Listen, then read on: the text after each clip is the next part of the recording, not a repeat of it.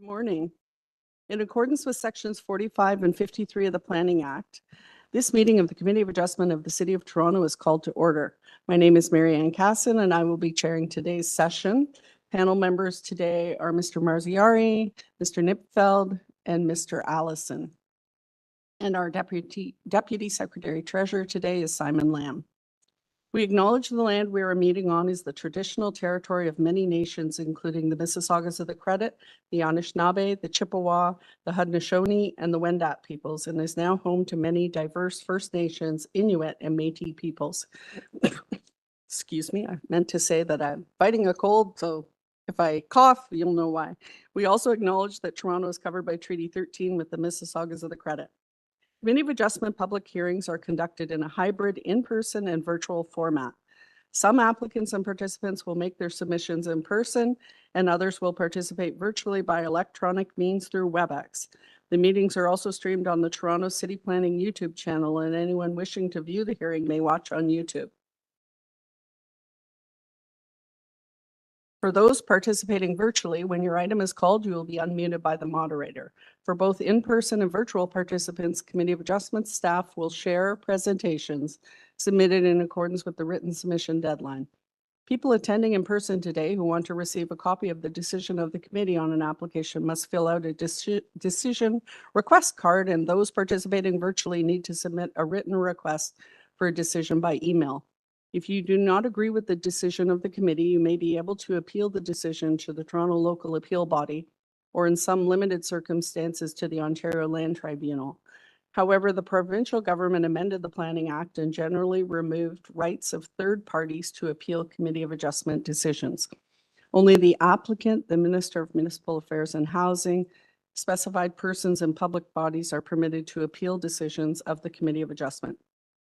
Today, I will call each item in the order listed on the agenda. Where an application is contested, the agent or applicant will proceed with their presentation. When an application is uncontested, the committee may not require a presentation. The committee may ask questions and/or take the matter into committee for a decision. Any presentation or other materials you wish to submit to the committee must have been emailed in advance of the hearing. Staff and committee members cannot accept new materials at the hearing. The applicant or agent will proceed first and will make a presentation to the committee. Then individuals either in support or opposed to the application will be invited to speak. Generally, we first call on speakers in the hearing room and then those participating through WebEx. Each speaker, including the applicant, will be given a maximum of 5 minutes to address the committee. I will comment when you are reaching the 5-minute mark. When all speakers are finished, the applicant agent has an opportunity to rebut those issues that were raised by the speakers. This will mark the end of the discussion. The application will then be taken into committee for a decision. So let us start. Mr. Secretary Treasurer, do we have any minutes to approve today? Madam Chair, sorry, did you check if there was any conflicts today? Oh, no, I did not. Thank Please. you very much for the reminder. Are there any conflicts by panel members today? No, or staff? All right, none. Through you, Madam Chair, we have 2 sets of minutes to approve. The October 23rd, present was Mr. Allison, Mr. Fazeli, Ms. Sankar, and Mr. Marziari. Okay, would someone like to make a motion? Mr. Allison? Thank you, Madam Chair. I'll bring a motion to approve the aforementioned minutes. October 23rd. October 23rd, thank you. Thank you. Seconder? Mr. Marziari? All in favor? That is carried. Thank you, Madam Chair. Our second set of minutes to approve today is from your hearing of November 6th. Present was yourself, Mr. Allison, Mr. Nipfeld, and Ms. Sankar. Thank you. Mr. Allison? Madam Chair, bring a motion to approve the minutes from November 6th. Thank you. And a seconder? Mr. Nipfeld? All in favor? That is carried.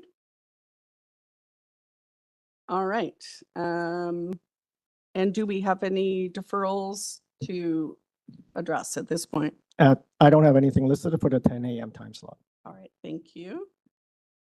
So I believe we can begin. Excuse me. Item 1, 63 Johnston Avenue. This is an application for consent to sever a 15-meter lot into two 7.62-meter lots. And there was a previous decision from 2021. I believe the conditions and approval lapsed. And so the applicant is back before us. So do we have our applicant with us? Good morning. Good morning. Yes. Name and address, please. Sure. It's Glenn Rubinoff from Rubinoff Design Group, 2 St. Clair Avenue West. Thank you very much. And do you want to, I don't think we need a presentation. Anyone? No, we don't need a presentation. Do you want to give us the Reader's Digest version of why we're here? Sure. Yes. The application before in 2021 was approved. All the conditions were met, but the client timed out for the clients to register it under 2 different names. So it reverted back into 1 lot. So the clients are back now to request severance again. So, Mr. Rubinoff, we do have a neighbor here. Are they in the audience or are they online? Oh, thank you. So we have a neighbor here in attendance at the hearing. I didn't catch that. So perhaps did you provide a presentation or do you have a plan showing what is proposed? Yeah, there is, I believe in the application information center, there's a plan, draft plan of the lot severance. As I said, this was done back in 2021. All the conditions of approval were met at the time. It was, it was severed, but the owner at the time neglected to register each lot into a separate name, because if one name, it reverts back. It was a tough time being with COVID and such, that things were on hold for a lot of people. And I think in this case, they simply want to proceed at this point to complete the severance and proceed. Okay, thank you. Let's hear from the neighbor and see what his comments are. If you could come forward, please, and just make sure the microphone is on, and we'll start with your name and address, please.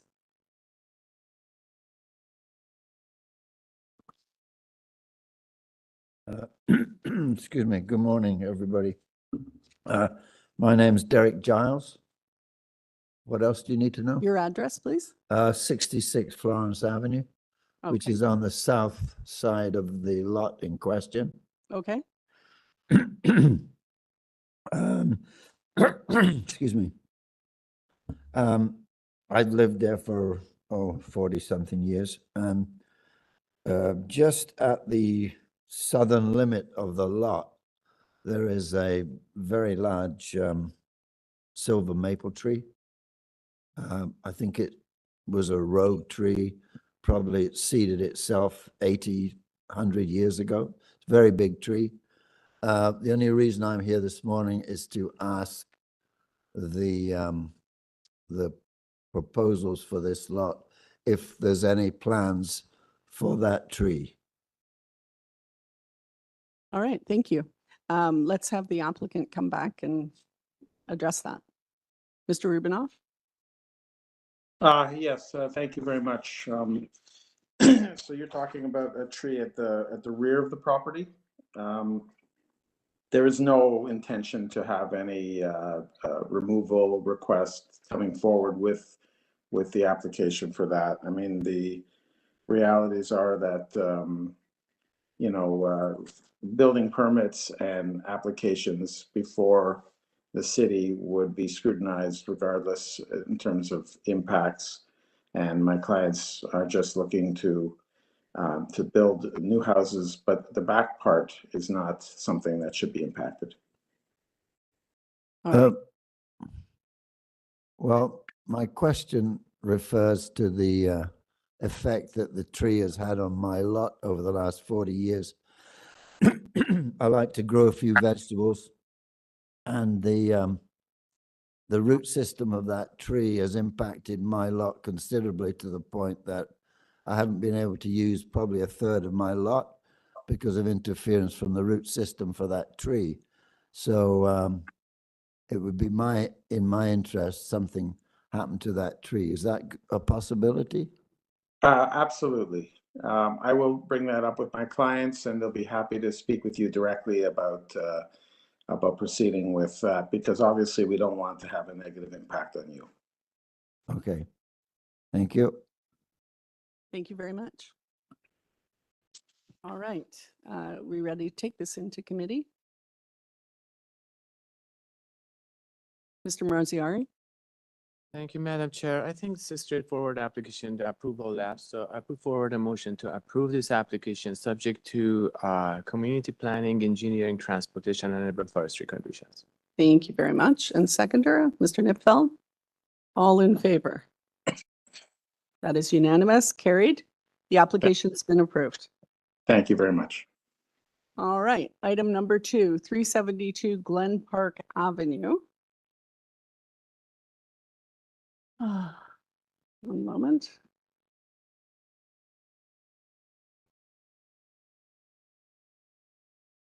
In trouble getting my notes.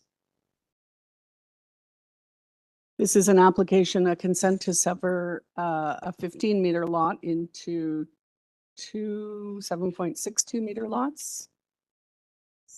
So we have variances for front yard setback, frontage, height of front and rear main exterior walls, building length, building depth, location of a parking space, garden suite separation from main residential dwelling, and height of an accessory dwelling, which is the garden suite.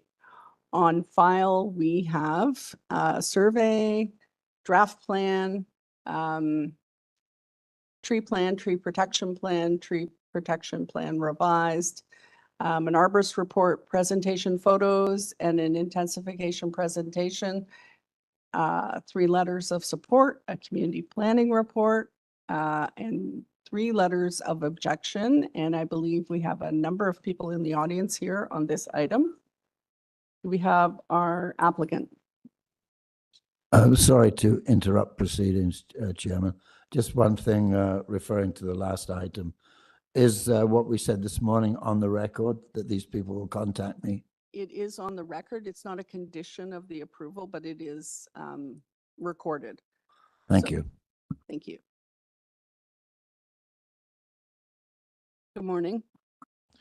Good morning. My name is Robert McQuillan. I'm an urban planner with the Bigley Area Group. I'm the agent on the file, and my address is 2472 Kingston Road. Thank you. And before we begin, do you have any changes to make to the application today? I do not have any changes to make. Thank you.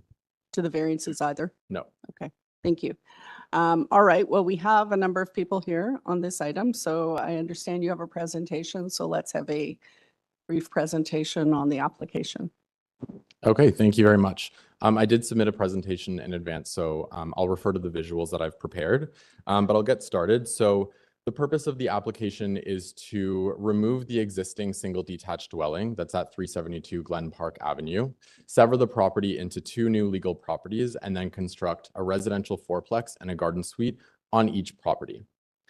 The fourplexes are designed to be fully accessible and barrier-free, particularly because we're including a central elevator to provide access to all levels.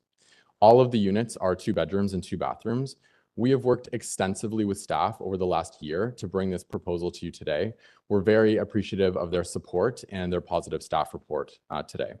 So on the next slide, you'll see that we have variances in 2 categories. First is the functionality for the design rationale, and second is to serve those accessible elements, which I'll get into in a moment. So on the next slide, you'll see that we have 2 variances related to functionality. The first is frontage, and the second is front yard parking. So on the next slide, which is slide 5, hopefully we can have a look at that. We're proposing a frontage of 7.62 meters. Within 200 meters of the property, there are more than 20 properties with the same frontage as we're proposing, or a frontage that's less than 7.62 meters. We feel this is consistent with the existing lot fabric in the area and consistent with Glen Park Avenue. On the next slide, we're showing that we have 2 front yard parking spaces, which is a variance because it doesn't lead to another parking space or a driveway. It's kind of a zoning nuance. This is consistent with the lot fabric in the area. Again, there's front yard parking in all properties across the block. Multiplexes and garden suites don't have any parking requirements, but we feel that this is appropriate in this case, and we meet our front yard soft landscaping requirements. Moving along to the next slide, I don't think we're totally jiving here with the slides, but that's okay. I'll proceed. We have a series of variances that specifically relate to the accessibility of the fourplexes. So I'll start by speaking about the front yard setback, building length and depth, and the separation distance between the fourplex and the garden suite. We're including a central elevator, which is novel for a fourplex building. And through the design iteration process, we really learned how much space an elevator really demands, particularly in small buildings like these and on small lots. So the variances to front yard setback, building length and depth, and the separation distance would not exist at all if we weren't preparing an accessible design. We feel that the accessible units that we're proposing here provide a substantial net benefit to those who will live here in the future as compared to the very minor zoning relief that we require in order to enable these conditions. Moving forward, I have a slide which shows that we're asking for variance to main wall height. This is again related to accessibility because in our third floor multiplex units, we've specified each unit, in fact, to be able to accommodate mobility devices. So the bedrooms, the restrooms, the main corridor, which go along the main walls, are specified so that mobility devices can be maneuvered. If we have a sloped roof here, we lose a substantial amount of interior space that supports the ability for mobility devices to maneuver the space. So this is really important to make sure that the value that we're adding by having fully accessible units is achieved in the third floor units as well. And then finally, I'll speak to the piece about separation distance again and garden suite height. So this is kind of a complex and nuanced piece of the zoning bylaw with regard to garden suites themselves. I might not be able to get to all details here, but I'm happy to answer questions if you have any later. What I'll say is that in isolation, the separation distance that we're proposing, which you can see on the previous slide, is 5 meters. This in isolation is zoning compliant. The garden suite height that we're proposing, 5.5 meters, in isolation is zoning compliant. When these two zoning parameters interact, that's where the variance is brought into play. So again, if we were to increase the separation distance, that's something that's possible, but we lose the accessibility of the fourplexes because we need to eliminate the elevator, which ultimately is not the goal of this project. This project aims to support aging in place, those who may wish to downsize in the community, and those who would benefit from accessible housing. If we were to change the design of the garden suites themselves, we lose the ability to offer a layout that's sensible, that supports the livability of the unit. And we really feel that the proposal is consistent with the intent of the zoning bylaw. We workshopped this with staff extensively, and we're comfortable with what we're proposing today. I see that my time is running out, so I'll just conclude by saying that we're very proud of the proposal that we're bringing for you today. This has been a lot of work to bring it to you, and we're pleased with our collaboration with staff and are comfortable that these meet the 4 tests of minor variance. I'm happy to answer any questions about the details. There's a lot here, so please do ask if you have any. Thank you. Panel members, questions? Mr. Allison.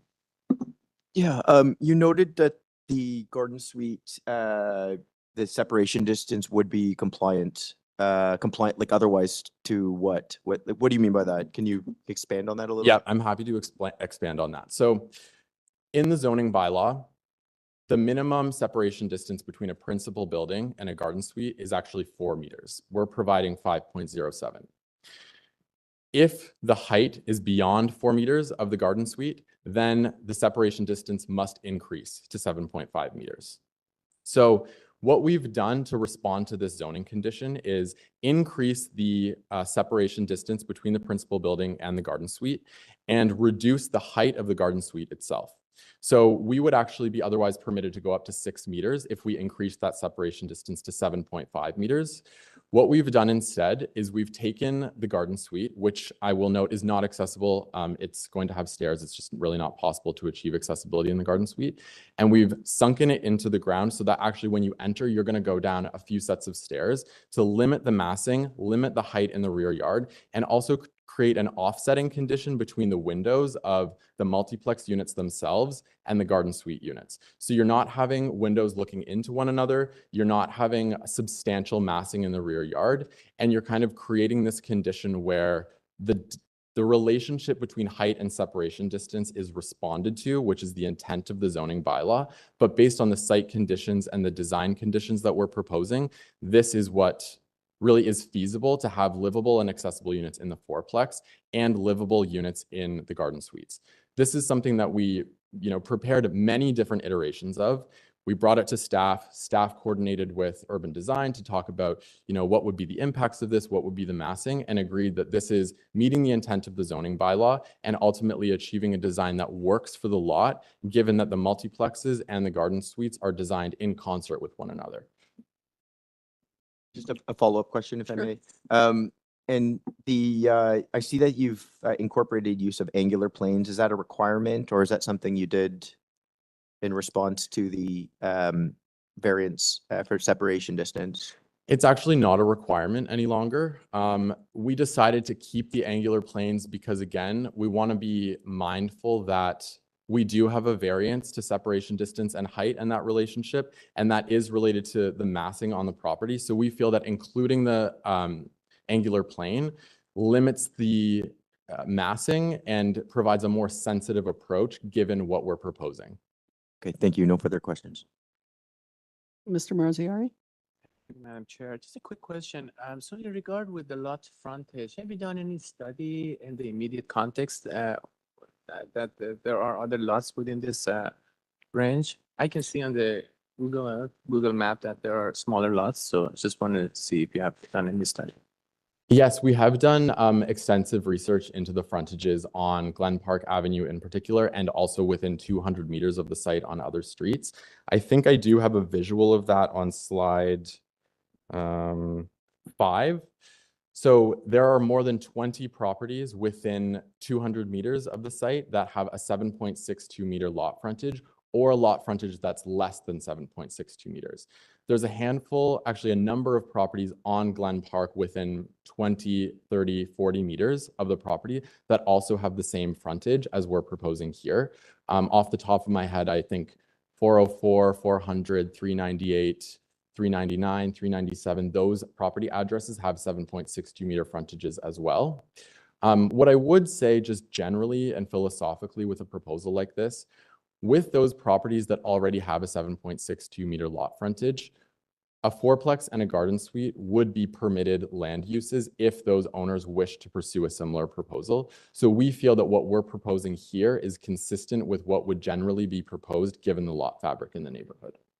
Thanks. Mr. Nipfel?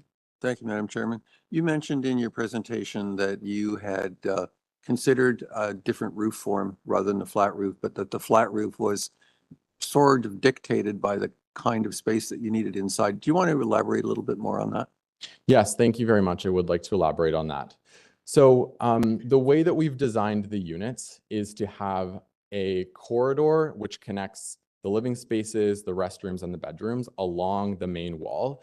That's really necessitated by these being narrow, long lots, which is a standard, design characteristic in the Toronto context.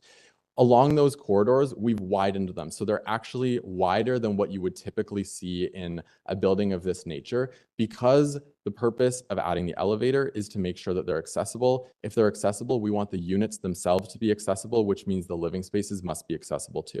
So the corridors are wider so that they can accommodate wheelchair mobility. The bedroom, which is the principal bedroom at the rear, is wider so that it can accommodate wheelchair mobility, a bathroom that's wheelchair accessible, and also potentially a lift if needed for whatever reason down the line for a tenant. So if we had a sloped roof, that would substantially impact the ability of the restroom in particular to be maneuverable for a mobility device, because we lose space given the constraints of a bathroom configuration. The corridor too creates a sense of enclosure, which is not optimal for accessibility, and a sloped roof for a lift device in a bedroom would render the lift device impossible to achieve. So that's really why we feel that this is appropriate here. And I would also like to mention that our neighbor at 358 Glen Park did receive relief from the same zoning condition for a similar massing and style. So we feel again that this is consistent with the neighborhood character, what we're seeing, and it really is necessary in order to make sure that this is a meaningfully accessible unit. Thank you very much. Any further questions from panel? No? All right. So we'll start with the residents. Thank you very Okay, much. thank you. Just a note to the residents, if, I don't know if you have a spokesperson, you're all welcome to speak, but it would be really helpful if you don't repeat what your neighbor says. So if your concern is one thing, you know, we don't need to hear it from 15 people, the same concern. We understand you have concerns, so please come forward and start with your name and address, please. Whoever wants to start. And just make sure the microphone is still on. Thank you. Good morning. Can you hear me? Yes. My name is Debbie De Silva. We have all kind of decided to speak, and you might hear it repeated. I apologize for that, but it is what it is. My name is Debbie De Silva, and I reside at 370 Glen Park Avenue, North York, which is going to be the east side of this proposed plan on Glen Park. Property owners in our community and on the street are opposed to this proposed development, and we are concerned that that when this precedent is set, that this is going to be a mainstay. Our own Councillor Mike Cole is currently seeking a development timeout and pause as we are being bombarded in our neighborhood and community.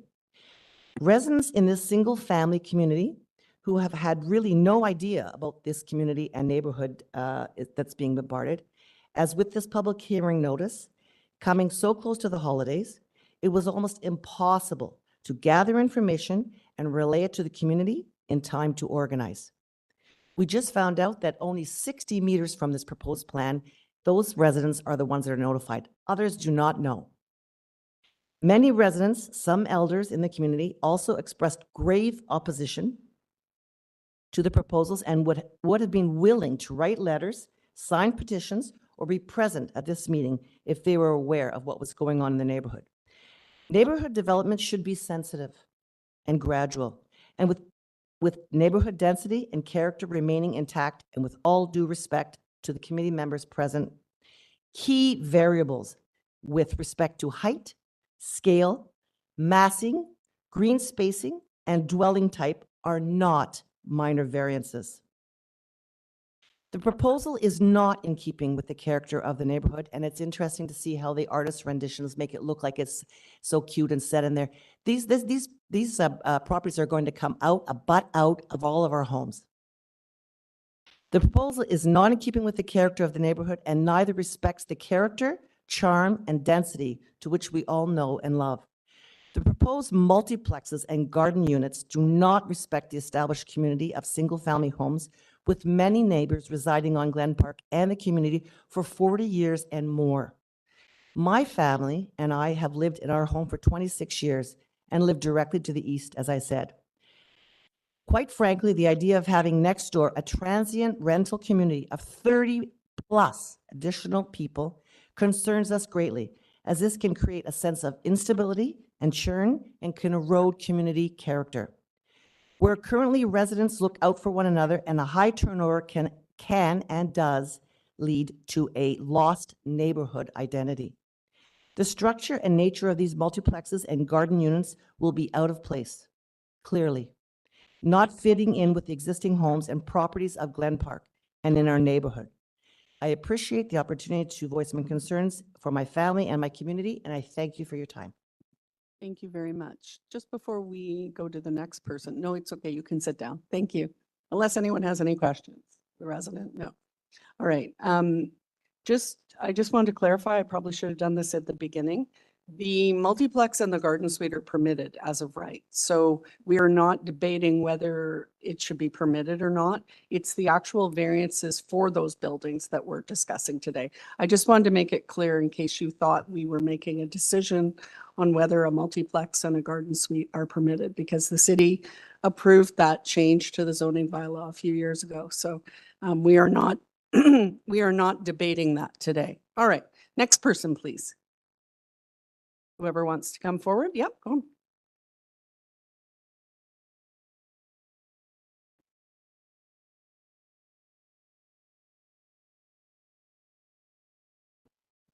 Good morning.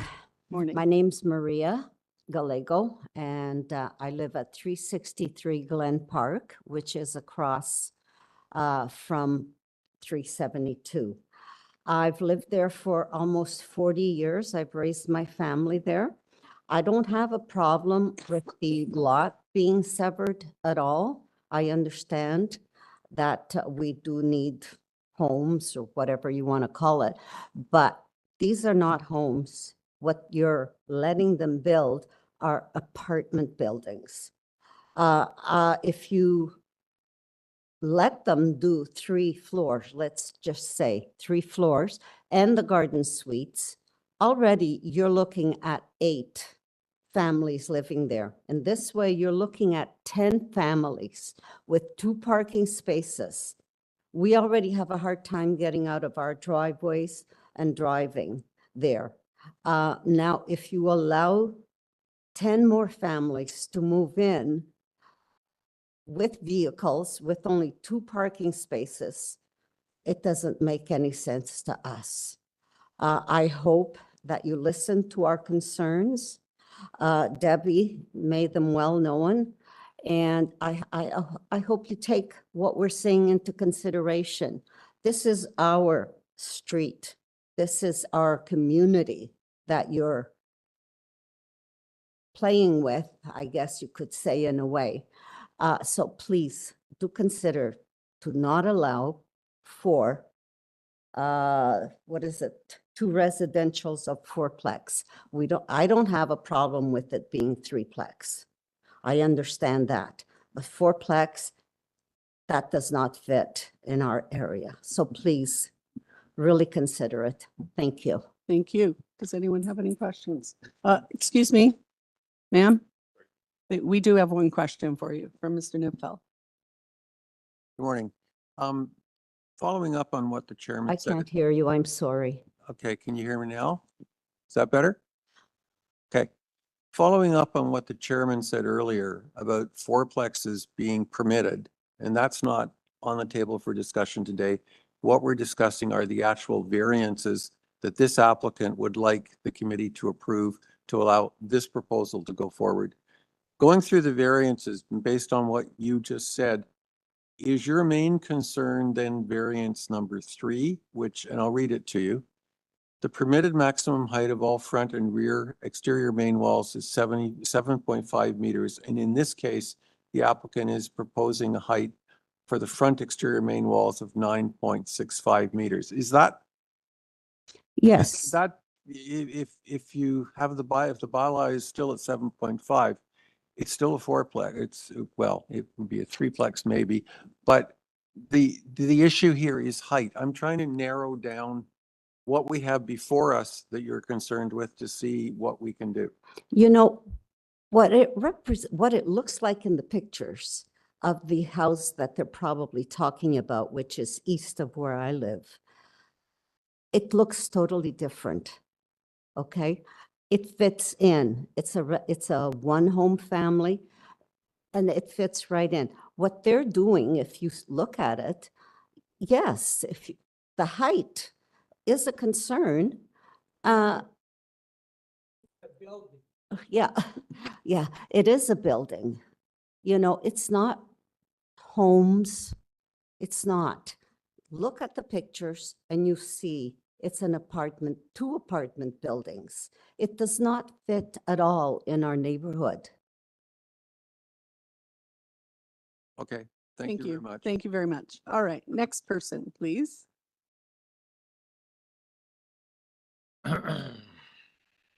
My name is Vince Campea. I live at 380 Glen Park. Thank you. I've been there for about 39 years. And from what I'm seeing in today's day, what's going on in this area is a total disaster. Marley is taking over to be like Queen Street. They're taking people's houses away for green space.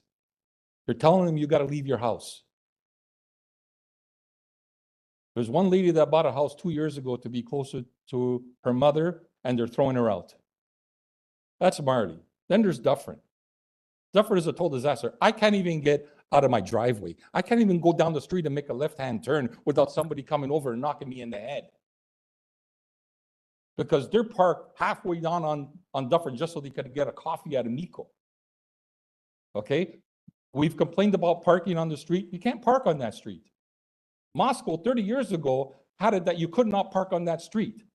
In case there was an emergency on Glencairn, the buses could get by. Well, you know what? We can't even get out of our driveways now. And as this gentleman said, with due respect, I don't know his name, he called this project a building. Not once, at least 2 to 3 times, he called it a building. And that's what it is. It's a building. It's not a residential house. You have, I bet you there's more toilets in that house than all in this main area here. How many toilets are going to be in that house?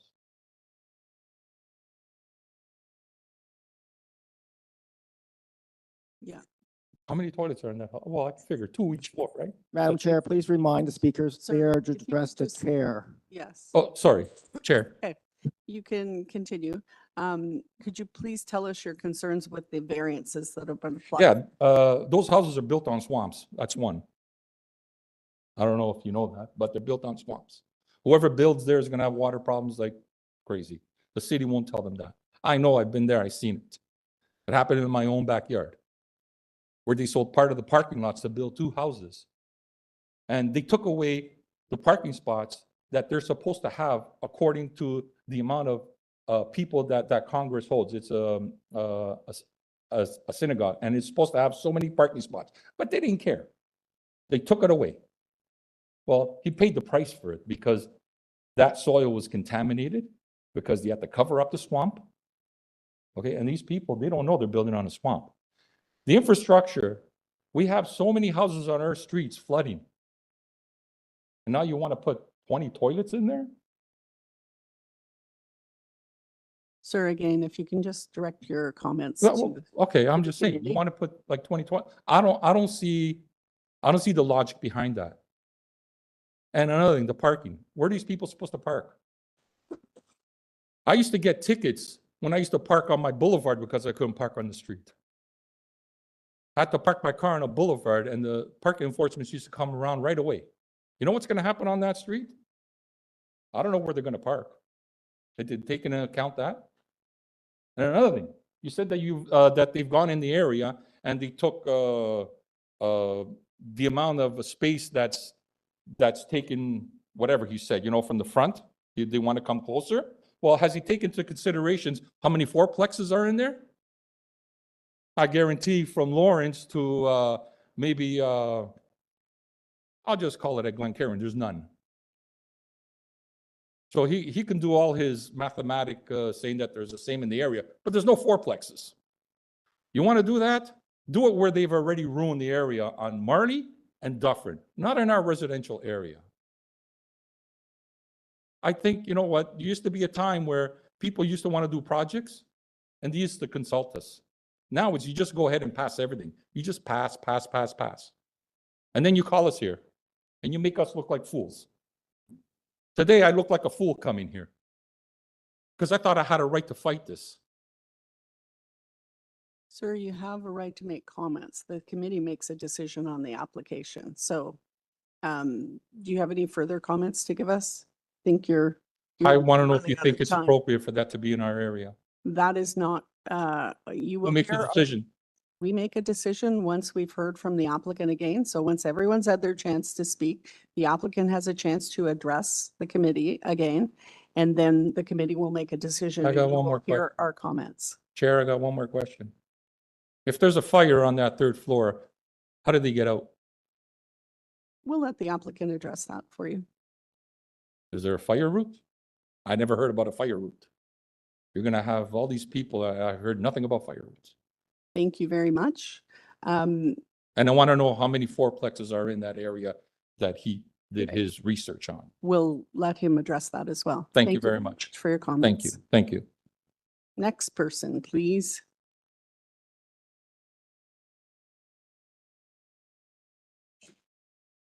Welcome. Hi, my name is Lorenzo Palinelli. I'm at 379 Glen Park Avenue, so basically across the street. Mhm. Don't have a formal presentation, but I want to address some of the direct items in specific and some of the items that the applicant mentioned through his nice presentation with the nice graphics. As far as the frontage of the property, I know they've mentioned that there's about, other ones in that area, and I'm not going to dispute that. I'll assume that that is true. The catch is, how many have all these variances combined to form such a large building for a lot that is basically was once a single family lot? Now, there is definitely a precedence that there's no problem splitting that into 2 single family homes, which has been done all over the place, and it helps address the housing situation. And I know you've mentioned that fourplexes are now legal. Again, there aren't any in that area, especially not in the middle of a residential street. And had it been a fourplex total, is one thing. We're talking effectively a 10plex, because this application is 2 fourplexes plus 2 garden yards. So that's 10 separate homes in what was effectively once a 1-family lot. We'll call it for 2 families if we split it. So there's no problem on the split. So when you combine the height, which is nothing at all that height around that area anywhere, and then it's over 2 meters above the maximum. And for anyone who's with the imperial system, that's over close to 8 feet now, I think. That's over. So even from the graphics, the nicely well done graphics clearly show that it's way above the height of the roof of the next door neighbors and practically just everybody else around it. Parking wise, they mention that there is front pad park. Well, that's what they would like to put in, 2 single front pad parkings. I'm not aware of any home around there that has strictly a front pad parking. They either have driveways or they will have a pad that leads you into a garage where they've severed units. So, and I know I grew up down at Dufferin and St. Clair area where there's a lot of front pad, and the streets are tough down there. And as everybody else already has been mentioned, not only is there no parking, traffic has become ridiculous on Glen Park. And a lot of it has had to do since Amico's been there and lack of enforcement. There are days in the summer when there's no snow, or in particular when there is snow on the street, you can't even go one way on that street because there's parking no. So now you bring in a complex this size that can hold, say, 10 families, and people are going to have cars. Where are they going to put these cars? The other part I also want to address is this whole comment about accessibility, and they're making it sound like it's for seniors only. Frankly, what's to say that this isn't a hotel? That's basically what it looks like. It could be an Airbnb that's been used constantly. There's no limit that's going to force it to be seniors only, like a single older person that can live there because it's nice and convenient to access it and things like that. Once it's built, it's open season. Green space, there's limits on green space. What kind of a green space you're going to have when you make a single lot or a home that was, say, for 2 homes, you make it into 10 homes. That's more or less what it is, but I'm really concerned, as I said, about the number of units and the purpose. Once it's built, what can it be used for? And there is nothing there. Like, again, if you're building a building, which is like a commercial building almost, because that's what this is going to be. It's not going to be individual. It's a rental. It's the company, whoever's owning this is doing it for business. And who knows what they'll be able to charge there in rent. It'll probably be good for them. But it's something that has happened on Marley. It's happening on Dufferin, but not in the middle of a residential street. It's precedent setting, and if it happens, if it's allowed for doing it what's to stop everybody from doing it? And I guess that's it. I'm kind of running close on time, so thank you very much. Thank you for your comments. No clapping, please. All right. Do we have another person who wishes to speak? Oh, thank you. Welcome. Good morning. Excuse me. My name is Giuseppe Scarimpolo. I live at 365 Glen Park Avenue, just across the street from 372. Good presentation, great pictures, nice viewing, but it doesn't fit the neighborhood.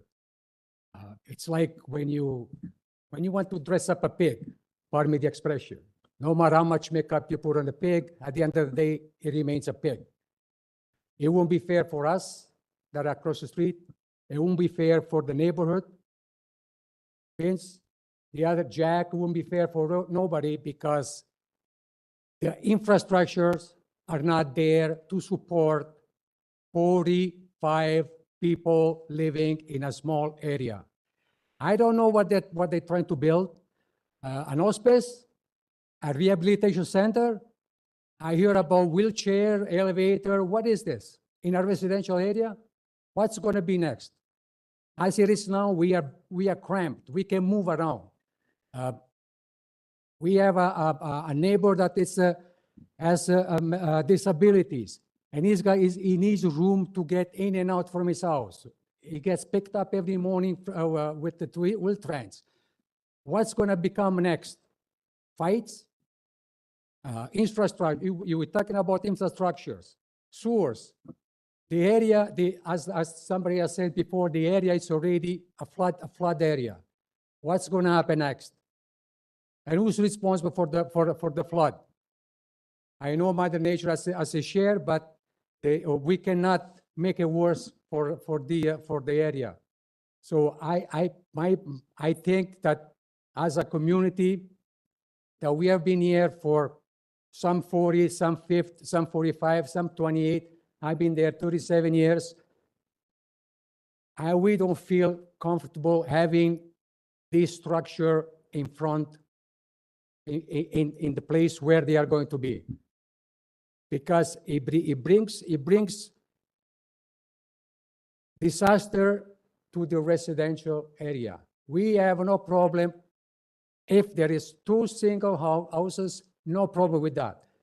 We have a problem with multiple units, multiple rental units. We don't know who's gonna come there. Right now, as it is, to me, that place should be built, sorry, away from the residential, because the way it looks on the paper, it's like an hospice, a rehabilitation center, people with a wheelchair, elevator. What are we talking about here? We need to be a residential, not commercial or hospital looking. We invested in the neighborhood, not because to have this building in front of us. We invest in the neighborhood because of the neighborhood. Thank you very much. Thank you very much. Does anyone have any questions? All right. Is there anyone else who wishes to speak?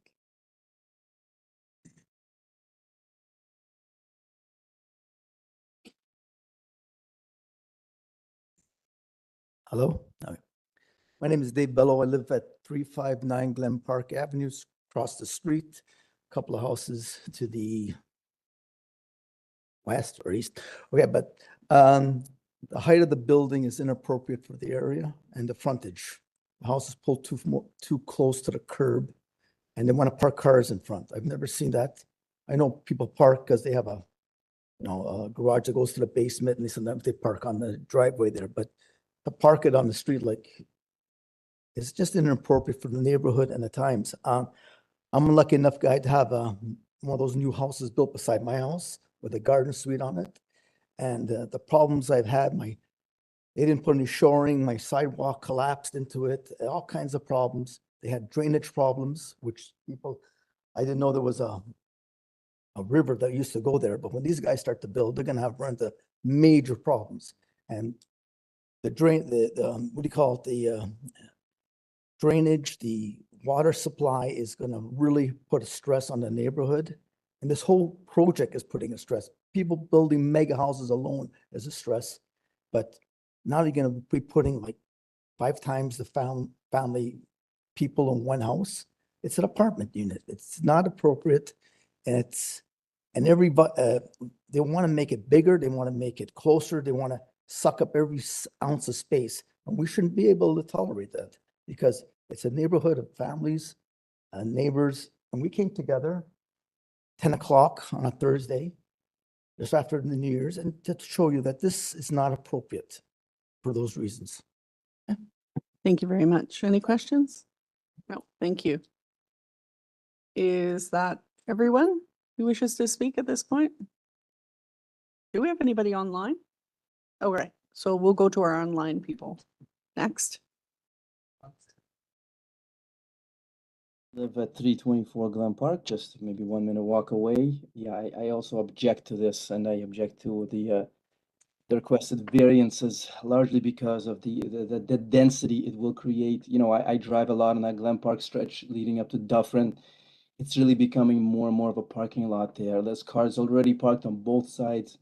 It creates actually a very dangerous situation. Even turning from Dufferin Street, Dufferin doesn't have a middle lane there to make that left.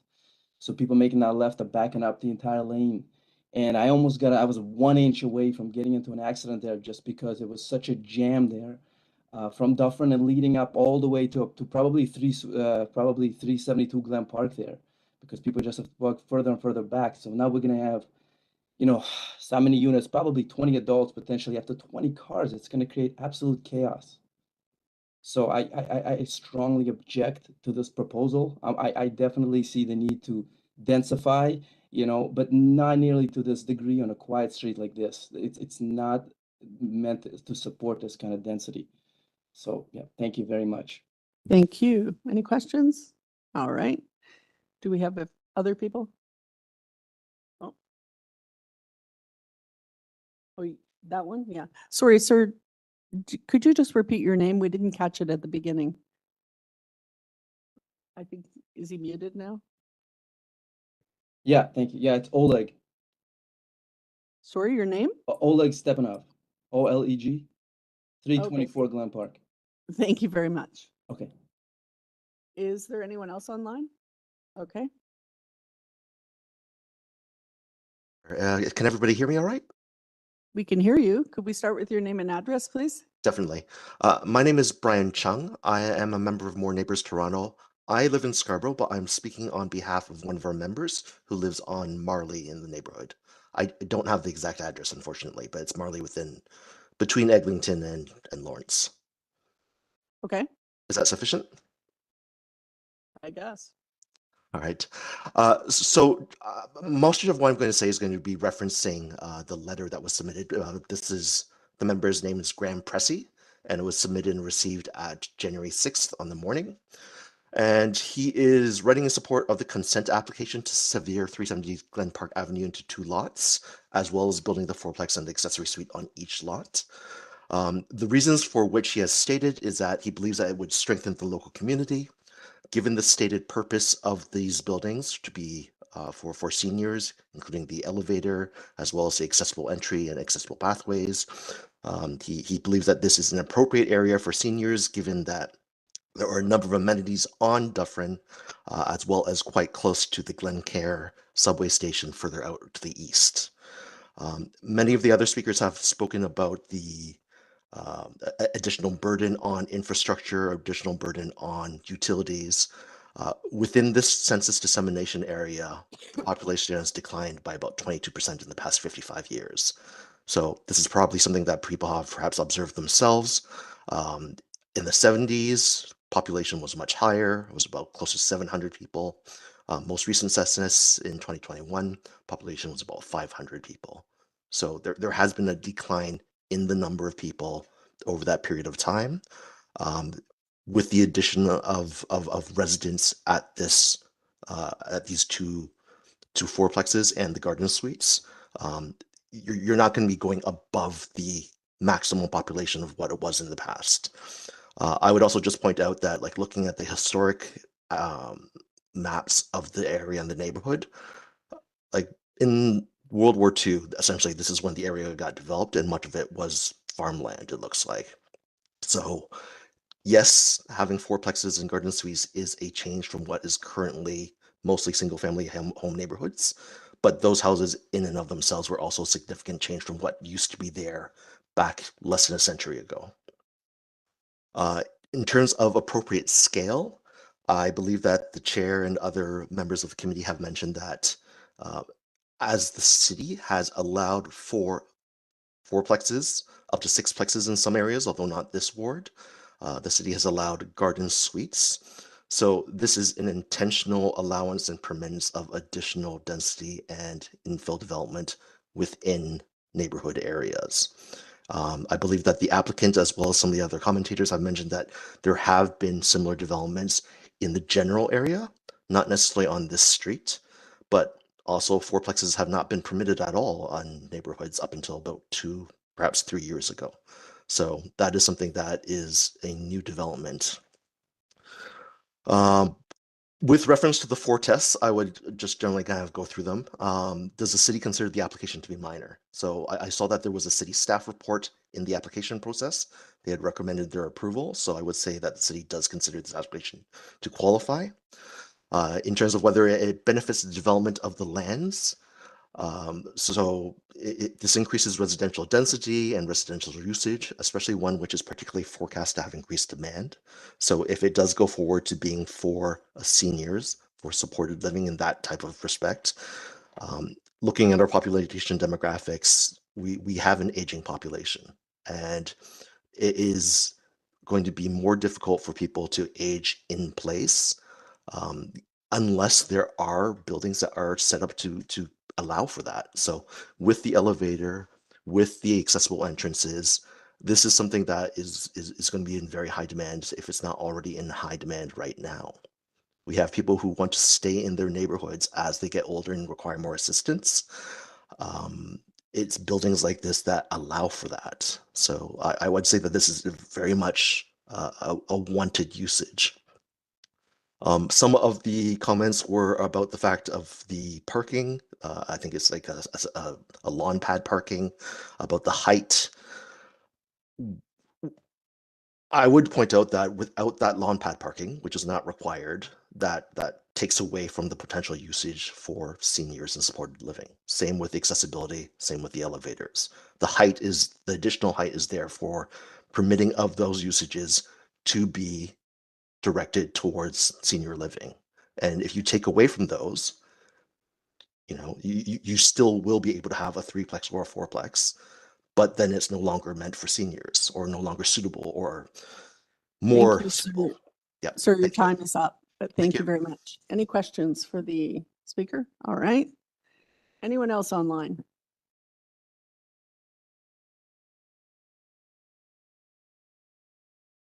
Hi there. This is Itai Shakar. I'm one of the residents and owners of 360 Glen Park.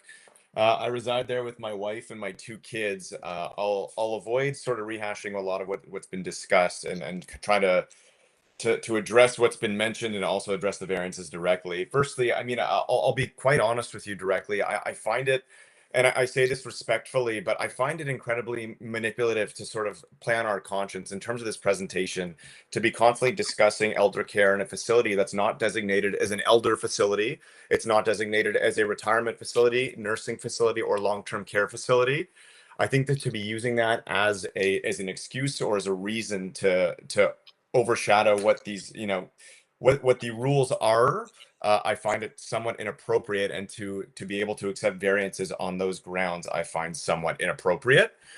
To address the first part, I mean, the heights. So I mean, there was a mention in the initial presentation about heights to be able to accommodate people with disabilities, and while I'm certainly sympathetic to that, and I'm sure everybody in the audience is, like I said just a moment ago, this is not a designated long-term care facility or retirement facility. And while I would like to, make every space possible inclusive for everybody, this may simply not be the place for that. And to accept variances to be able to accommodate it, these parameters are put in place for a reason. And to try and to try and eliminate those to be able to fit a building that is accessible when that's simply not what the space is designated for. I find it somewhat inappropriate. And I think with respect to the frontage, if we're talking about housing 30 people with disabilities, decreasing the frontage is also somewhat inappropriate. The individual giving the initial presentation mentioned that frontage is similar to what a lot of the family houses are like on the streets. But those frontages are addressing houses that are housing anywhere from 4 to 8 people on average. If we're adding 40 people, then that frontage just seems completely inappropriate. And if we're talking about that frontage including 2 parking spaces, I think there's been a lot in the previous individual, Brian, who just spoke about how this is going to be focused as an elder care facility. We're talking about access to PSWs, occupational therapists, speech language pathologists, physiotherapists, a lot of people coming in and out of there constantly to be able to support the people living in this complex. Both the frontage and the facility space itself that they're leaving, as well as the parking space, is insufficient to address that. That's really it. I really have serious concerns in that regard. And truly, like, a lot of this stuff, I think, pertains to whether or not this is an elder facility or not. But if that's how they want to sell it, or that's really what they're deeming the use for and justifying their acceptance of these variances, I think it's just completely inappropriate on both fronts. Thank you. Thank you very much. Any questions? Mr. Allison? Thank you, Madam Chair. I think you mentioned this last speaker was at number 360. So you're next door to 358. I just offhand, and I guess anybody listening, I'm going to ask the applicant as well. But do we know what the building, if there were any variances sought for number 358 for building height? If so, I'd like to know what those main wall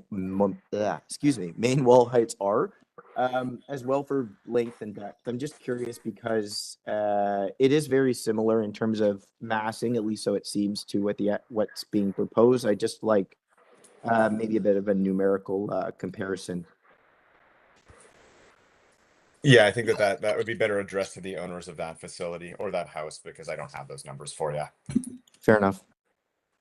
Okay, no further All right, questions. thank you. Anyone else online? Great. All right, let's bring the applicant back. Oh, sorry, there was someone in the audience. Did you want to make another comment? I don't think you've spoken, correct? No, okay. So let's just start with your name and address, please. All right, good morning. My name is Jamel Gallego, and I live at 363 Glen Park for 40 years. Thank you. And the applicants are talking about older people concerned. Yeah, older people. So I'm getting old. And if I get sick, how quick does an ambulance come to take me if you're going to put another 40 sick people in my street? This is the concern you have to take. And another thing is, in that street, there's not one house without parking, either parking or driveway. And now you're fitting in 10 apartments without parking. Does that make sense? To anybody, that makes sense? To me, it's a sellout of the neighborhood. You know, we live in that neighborhood, we invested in the neighborhood, and then all of a sudden someone comes in and pulls the rug under you, and you're supposed to clap. This is nice, this is nice. No, this is not right. The residents are being sold out. We are sold out. And I can tell you, or anybody, this is not right. Take this into consideration, because people are not happy with our governance. We are fed up because this is not democracy. You call it democracy, but then another instrument takes the, we are fed up with this government. Thank you. Take that into consideration. Thank you. Very much. Madam Chair, I apologize. I didn't catch the speaker's address. Sorry, sir. Sir, could we just have your address again? The staff did. 363 Glen Park. 363 Glen Park. Thank you very much. All right, now we'll bring the applicant back, please. Madam Chair? Make a comment. No, you've already, sorry, sir, you already made your comment. We can't have people keep coming back. We've It's already, regarding one of the comments you had. it's okay. We've heard, I think we've heard from enough people now. We've No, heard, it's the one that's in favor that. it's okay. We take all the comments into consideration, so. Something you mentioned at the start, that people, third parties, are not allowed to make Correct. comments. No, they're not allowed to appeal. Very likely a paid person making comments. and Sir, that thank you. We're well aware of that. All right. Thank you. Okay, thank you. First of all, I want to take a moment to appreciate the fact that lots of people came out to speak today. We take that seriously. I have to say that as an independent professional planner, my role is to provide an independent professional planning opinion based on the policy and the regulatory environment that govern land use. So I'm going to try to focus my response on those specific items. So at the inception of this project, once we established that we feel strongly about the lot frontage variance based on the lot fabric, we start by looking at whether there's an opportunity to do an as-of-right development. In this case, there's an opportunity to do an as-of-right development for a fourplex and a garden suite on a property of this nature in a residential zone and in a neighborhood in the official plan. The ultimate goal of the applicant was to introduce accessible housing. In order to introduce accessible housing, the elevator was crucial, and the design choices that we made in the fourplex themselves in those units were crucial. Now, we came into conflict with specific provisions in the zoning bylaw in order to make sure that the accessibility was at the forefront. And we discussed whether, we just go for a completely as-of-right development, notwithstanding the frontage, or we pursue variances that would enable the accessibility that we're going for. In several discussions with staff, in workshopping the design characteristics, in determining whether the variances that we're seeking meet the 4 tests of minor variance and are appropriate, we decided that this is an appropriate approach given the ultimate intention of the project. I want to be very clear that this project is not a long-term care home. It's not a seniors elder care facility. It is a purpose-built rental multiplex building, which is a permitted land use with accessibility features that would support those who wish to downsize, who wish to age in place, or who would benefit from that type of housing, We have a positive staff report from planning staff, which suggest approval of the variances and confirm that they meet the 4 tests in their opinion. And the same for the consent application. We also have confirmation from engineering staff that this is appropriate from urban forestry. We also have 4 letters of support from community members. So I do understand that there's concerns from the community members who've showed up today, but there are different opinions that go into this type of development, and we want to make sure that that's at the forefront of our response today.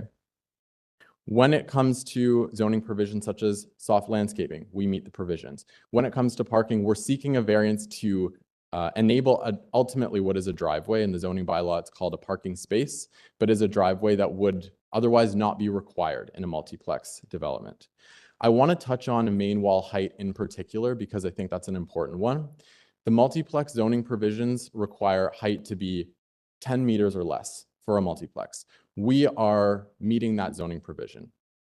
Where we are seeking a variance is main wall height, which is a different regulation, which ultimately impacts the design and impacts the massing. So if we were to have a partially sloped roof, what we would have from the streetscape perspective is a partially sloped roof kind of with like the mushroom style along the top, and then we would have a flat roof on top of that. What we're saying is that doesn't work for the ultimate intentions of what we're trying to achieve with the project.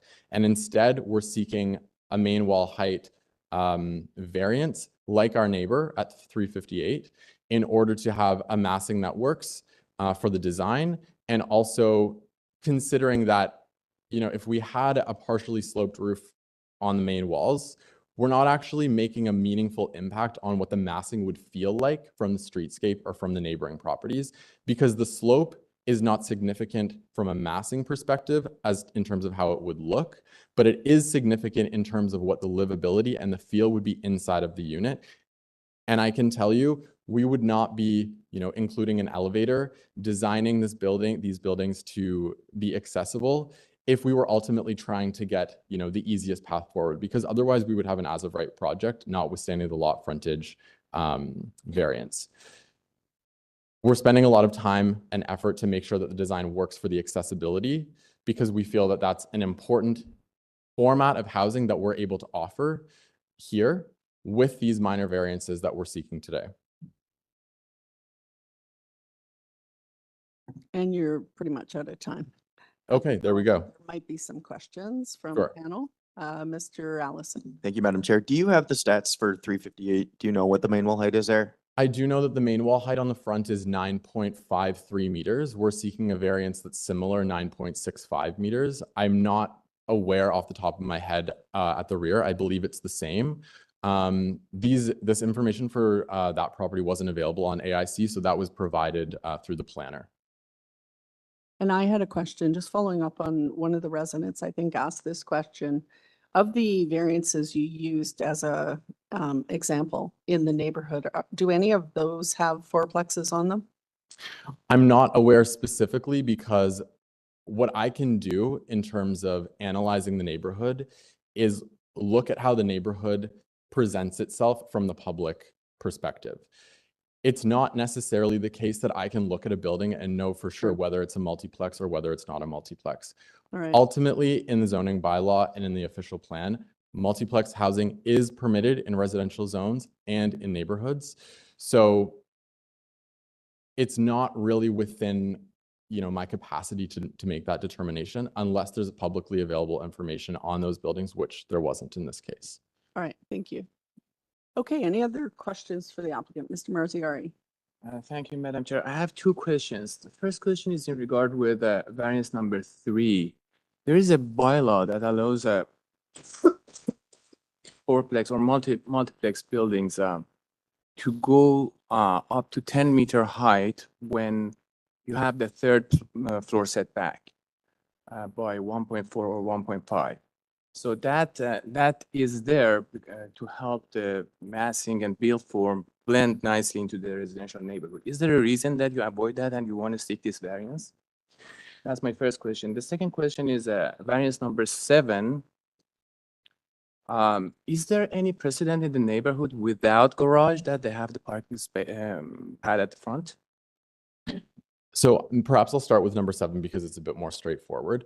There are many examples in the neighborhood where there are front yard parking spaces that don't lead to a garage. This neighborhood consistently has parking with garages in the rear of the property. So often what you have is a parking space at the front of the property and a long driveway that might lead to a parking pad in the rear or a garage. So from a streetscape experience perspective, a front yard, driveway, parking space, whatever you want to call it, is very consistent with the parking context across the entire block and in the entire neighborhood. As it pertains to the variance to main wall height, I understand that in the zoning bylaw, there are other nuances with regard to how this massing can be handled.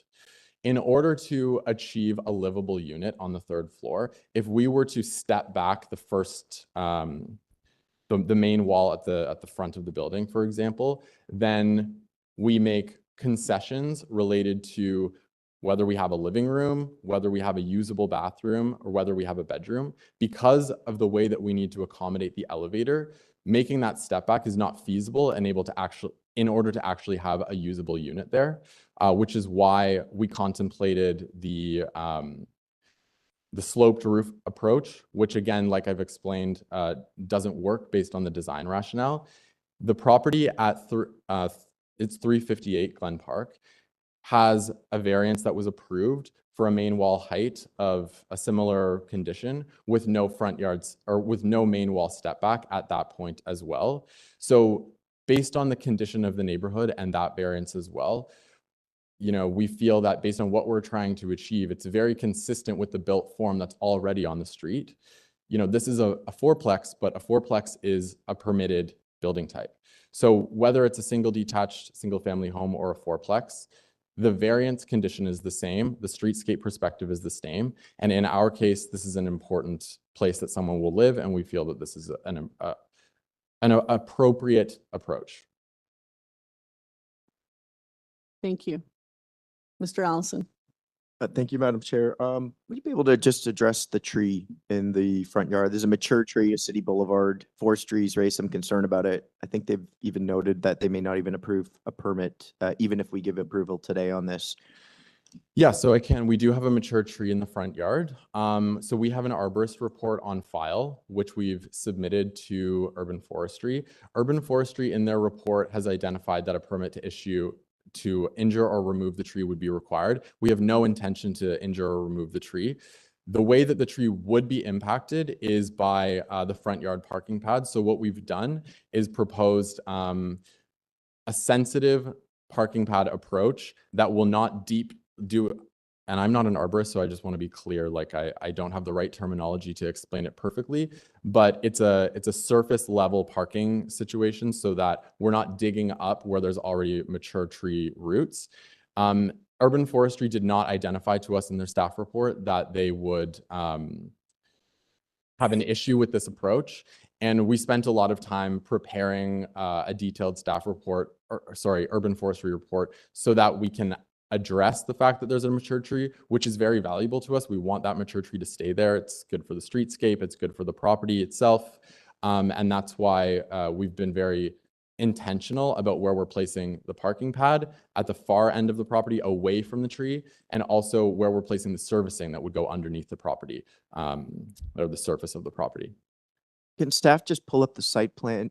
I'd just like to I'd like to see the relationship of the existing tree to where the proposed parking pad is, if possible.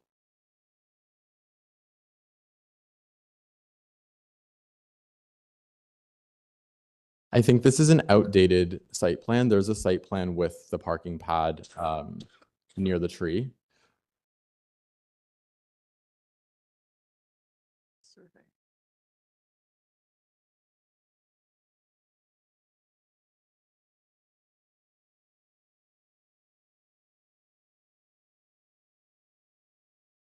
Is it on the survey? Oh, there we go. It's on This is correct. This is correct. Yeah. On the revised site plan.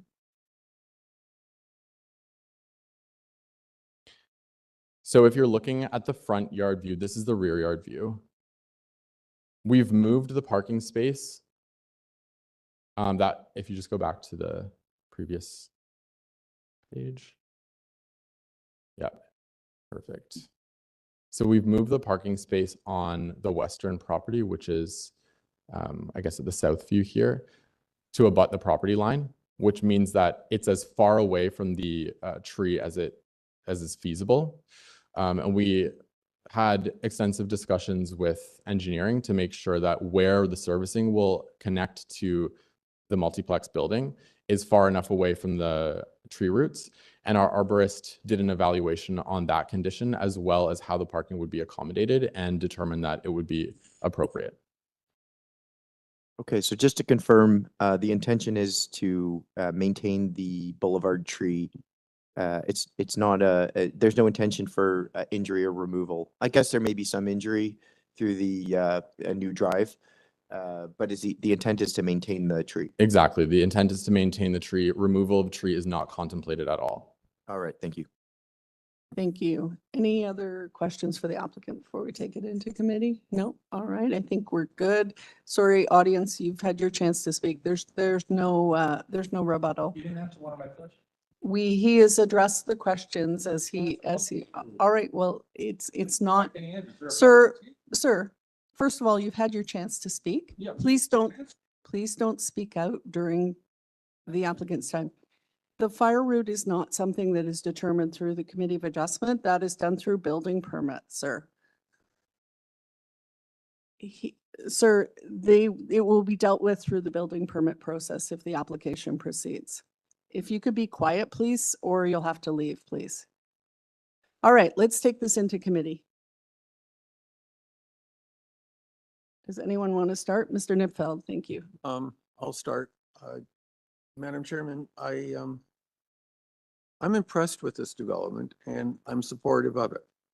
And my reason is that I've seen fourplexes that didn't work. I've seen fourplexes that didn't do anything to try and incorporate themselves into an existing community. And this one, I think, actually works and has undertaken a number of measures to try and integrate into the community. What I heard from the residents was a concern that I don't believe this committee can deal with today, and that is a concern that the subdivision is fine, but I desire that 2 single-family homes be built on the lots.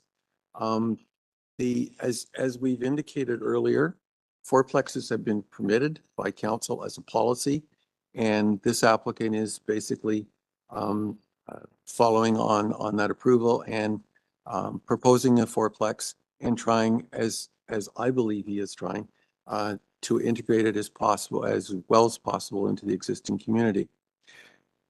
The question of parking, the only parking issue that's before us today is to provide parking, not to take parking away.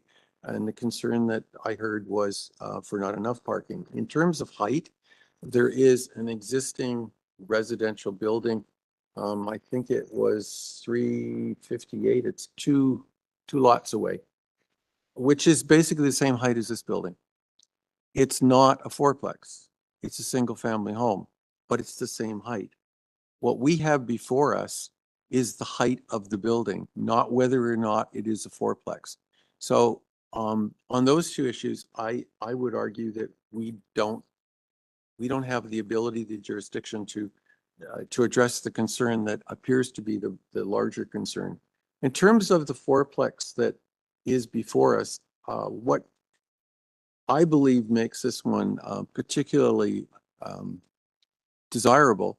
We've had fourplexes before where the rear yard of the fourplex is dominated by a very large escape stairway for emergency access, emergency egress. This particular project doesn't have that because of alternate methods of accommodating escape and the fact that there's an elevator. I think in balance, that's a huge issue, that these stairways are in fact incredibly difficult to integrate into an existing community. And in this case, there is no such stairway. So on the basis that I believe the variances that are requested are reasonable and consistent with the neighborhood, and the fact that whether or not it's a seniors or not, it's being designed to accommodate senior people.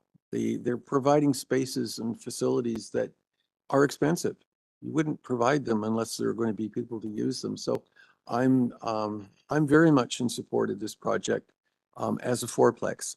That doesn't mean that we can address your concern that it is a fourplex. They are permitted. But in terms of permitted fourplexes, I think this is an extremely well done project, and I'd be happy to support it. Thank you, Mr. Allison. Thank you, Madam Chairman. I'm generally supportive of Mr. Nipfel's comments. I do have a slight concern. I think, in comparison, the applicant did a good job of comparing to 358. Certainly the renderings are compelling to show that the built form is consistent from a height standpoint. I think the overall issue, if I had an issue, would be with the combination of the length and the distance between the garden suite and the main building. Particularly, and Mr. Nipfel is sort of started to ask questions about main wall height. While I don't necessarily have an issue with the main wall height, I have to perhaps point out that the main wall height is, there's no angular planes, there's no step back at the top. At least at the rear, where you have a 21 almost a 21 meter depth of the building. I see 20.92 meters. We would expect at least some sort of relief from the massing to prevent essentially, a 9.65 meter wall all the way across the backyard. So I have a bit of an adjacency issue with the immediate neighbor and the condition that it creates. Just by comparison, I'll use 358 as an example. Just looking at some aerial photographs, the depth is nowhere near 20.92. And I don't think this committee as a single family home would approve a 20.92 meter building depth with an entire third floor that doesn't have any sort of anything to mitigate the massing. And really that's out of concern for the immediate neighbors, the condition that it creates in their backyard. In terms of the use, I don't think I have much else to add. I think Mr. Nitfeld and Ms. Cassim, Madam Chairwoman, you've spoke well with respect to as of right and the city directing those policies with respect to multiplexes. For people listening in, we review a lot of multiplexes at this committee. I think on the spectrum, this is on the less aggressive side from what I've seen. Certainly from a consent standpoint, I certainly think it meets the test. We're not too far off from what other frontages are. We're not looking at half, in this case.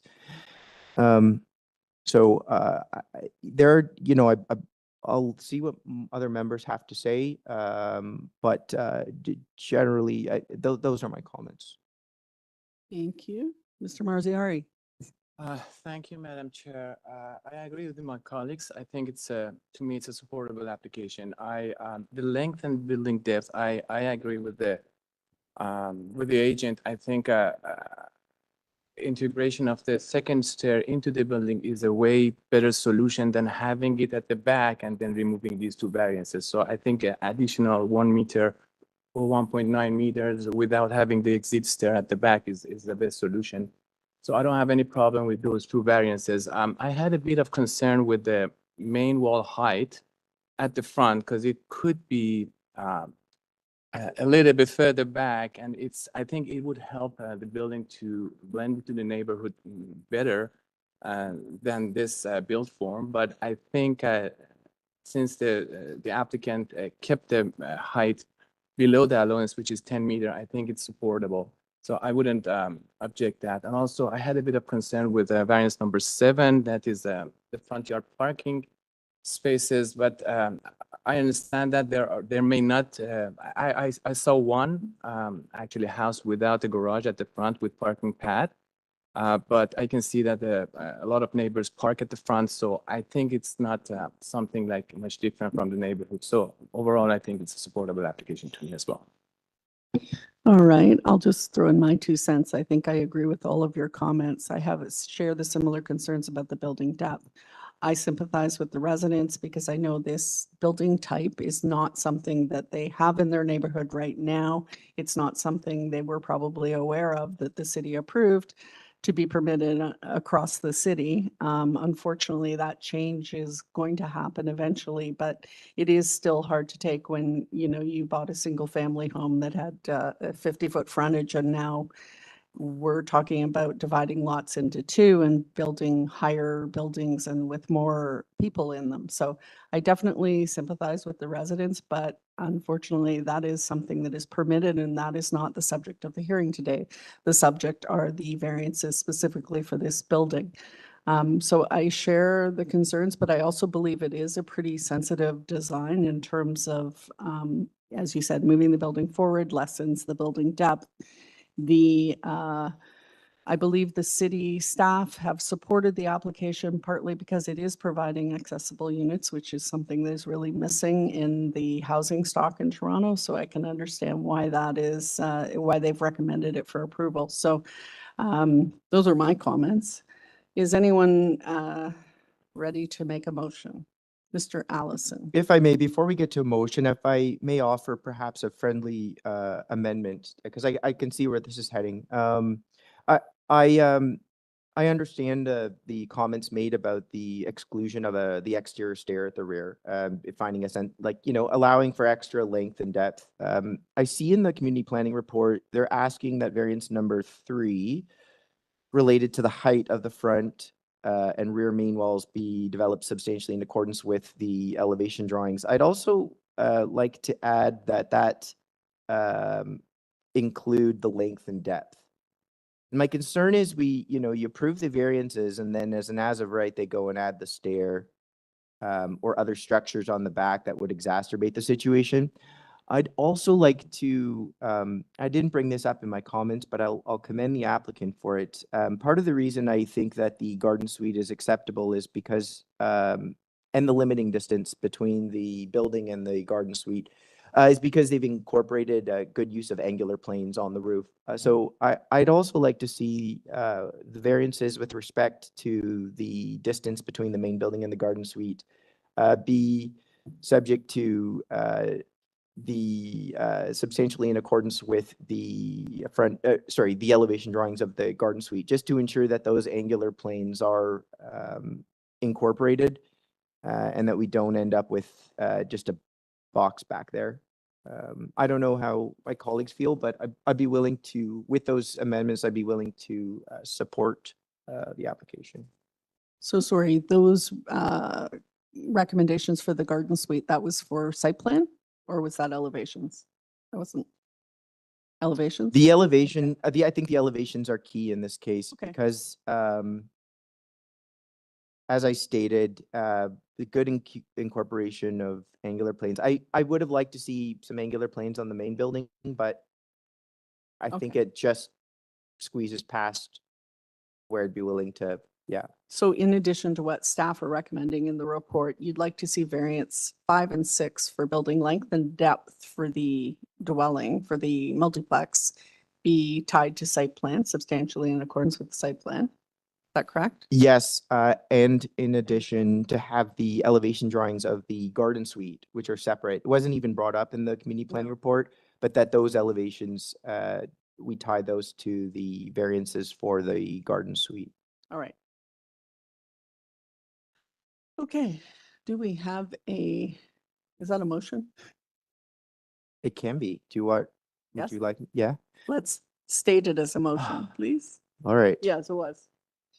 All right, I'll bring a motion to approve the subject application as follows. The consent portion is approved.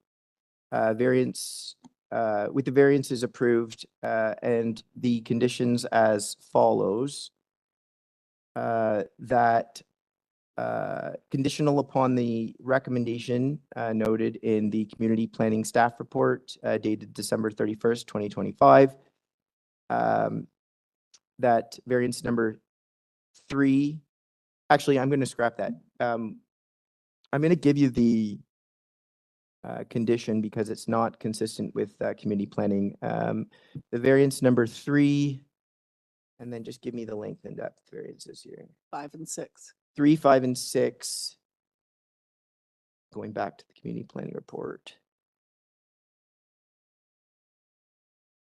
Related to the height, length, and depth, be developed substantially in accordance with the front and back elevation drawings. Be developed substantially in accordance with the, I'll just say elevation drawings for part 1 and part 2 submitted to the Committee of Adjustment. And in addition, variance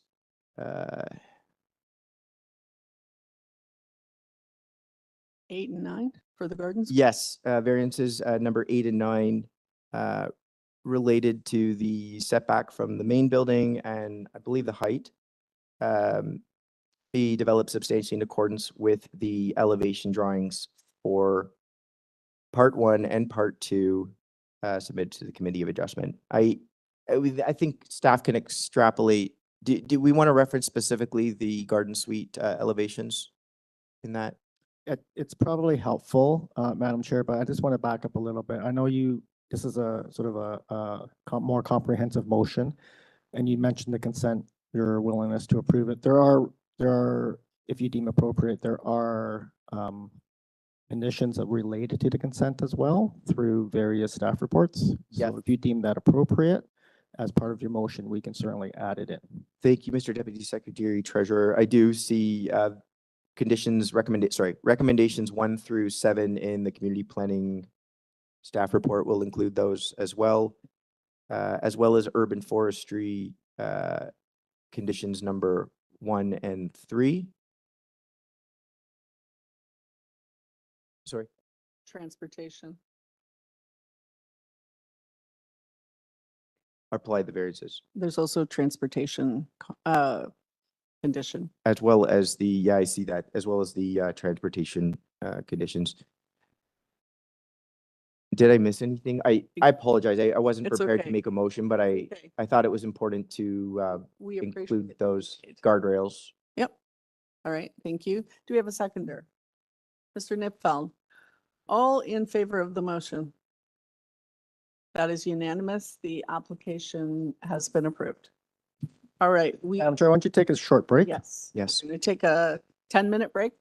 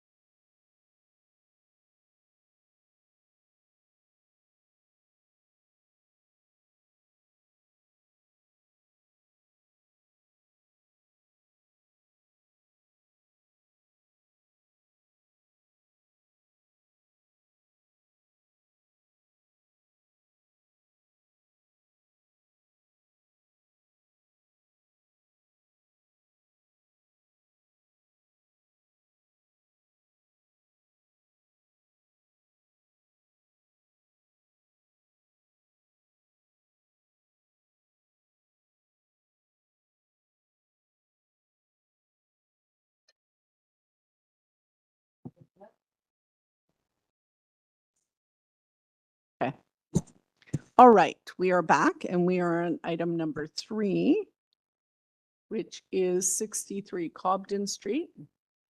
And this is an application for a new detached dwelling with a balcony and a garden suite in the rear yard. We have variances for coverage, area of a platform, garden suite, rear yard setback, side yard from north lot line, maximum GFA of an ancillary suite. And on file, we have survey plans, revised plans, photos, a community planning report, an urban forestry memo, and an urban forestry advisory memo. Do we have our applicant? Yes, Welcome. Name and address, please. thank you. Hello, Madam Chair, to you and the panel members. Happy New Year. My name is Ali Shams from Archesign Architects. The address is 1100 Shepherd Avenue East, Unit 309, North York, Ontario, M2K2W1. All right, thank you. First of all, before we begin, do you have any changes to make to the application today? No, the changes was made before, and we revised the floor plans for the garden suite. With that changes, we are removing one variance, which is number 5, and we are improving 2 more variances to do with the garden suite, which are number 3 and number 4. All right, let's go back to the public meeting notice. So you are making changes to the variances, because the variances are as listed on the public meeting notice that went out. So there have been changes. All right. That's right. So, and yeah, let's go in order of the variances. So, variance 1 for the main dwelling, the coverage, any change to that? No change. Okay, and variance number 2, which is the area of a platform? No change to number 2 either. So, number 3 for the garden suite? Yeah, for the garden suite, we are changing. So the variance would be as the minimum required rear yard setback is 1.5 meters instead of 3 meters from the rear lot line.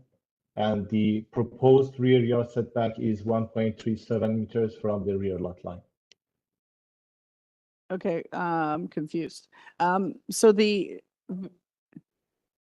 variance 3 is up on the screen right now. Yeah, The minimum. So the proposed rear yard setback is? 1.37 meters.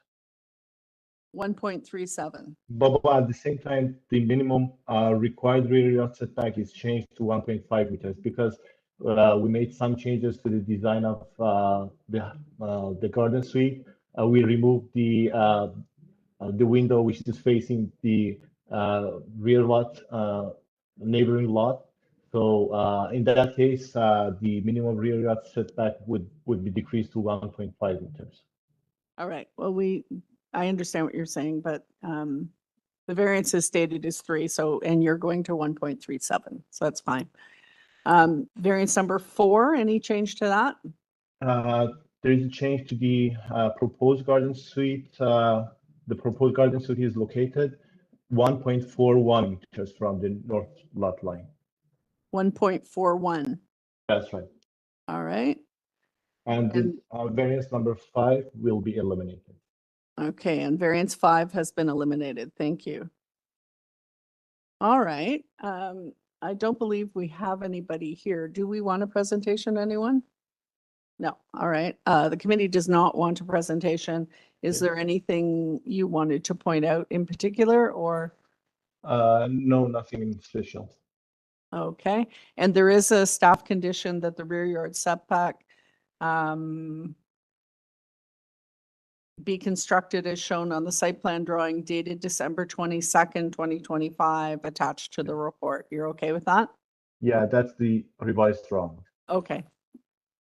All right. Mr. Nipfeld. Thank you, Madam Chairman. There are 2 planning or urban forestry reports. Have you seen both of them? One indicates the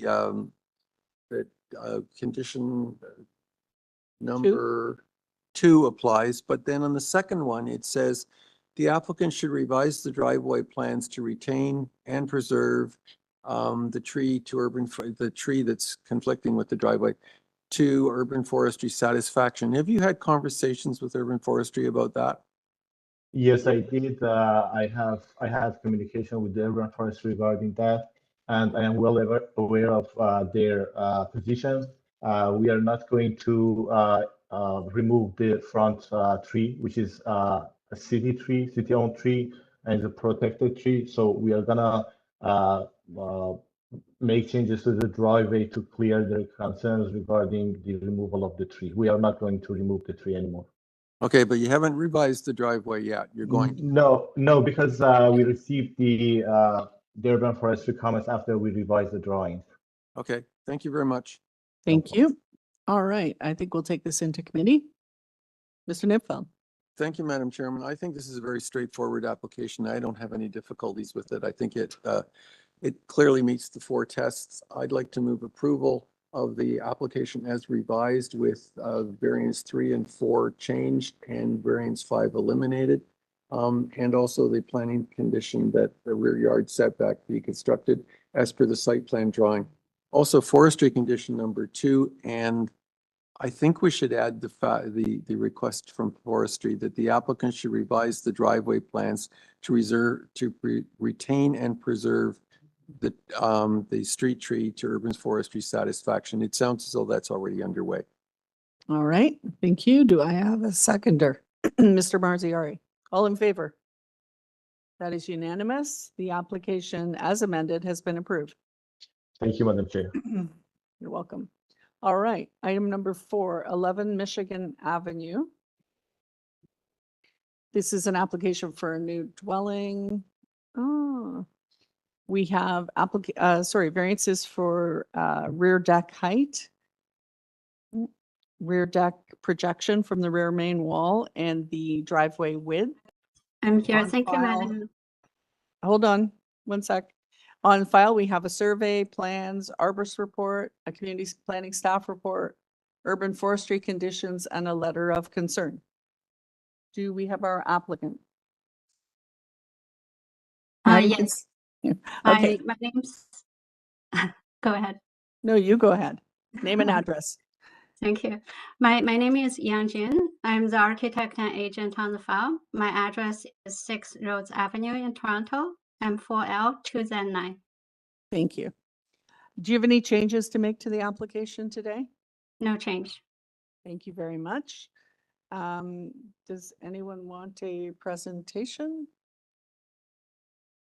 Or does anyone have any questions for the applicant? I don't think we need a presentation. Go ahead, Mr. Allison. Thank you. I just reference to the deck at on the drawings. It just doesn't seem consistent. Maybe some clarification there. If we can just refer to the site plan versus the rear elevation. I'm a little confused as to what they're actually proposing. I'm specifically talking about the rear deck. The wood deck is shown on the site. Yeah, I mean, it's unclear on the site plan as to where it ends, but my understanding is it's in line with the side main wall. If you go to the rear elevation, that deck is actually set back off of the side main wall a little bit. That doesn't show up in the site plan. You can see it on the rear elevation there. You can see the guard and the footing. Yeah, maybe you could just explain the inconsistency between the site plan and the elevation drawing.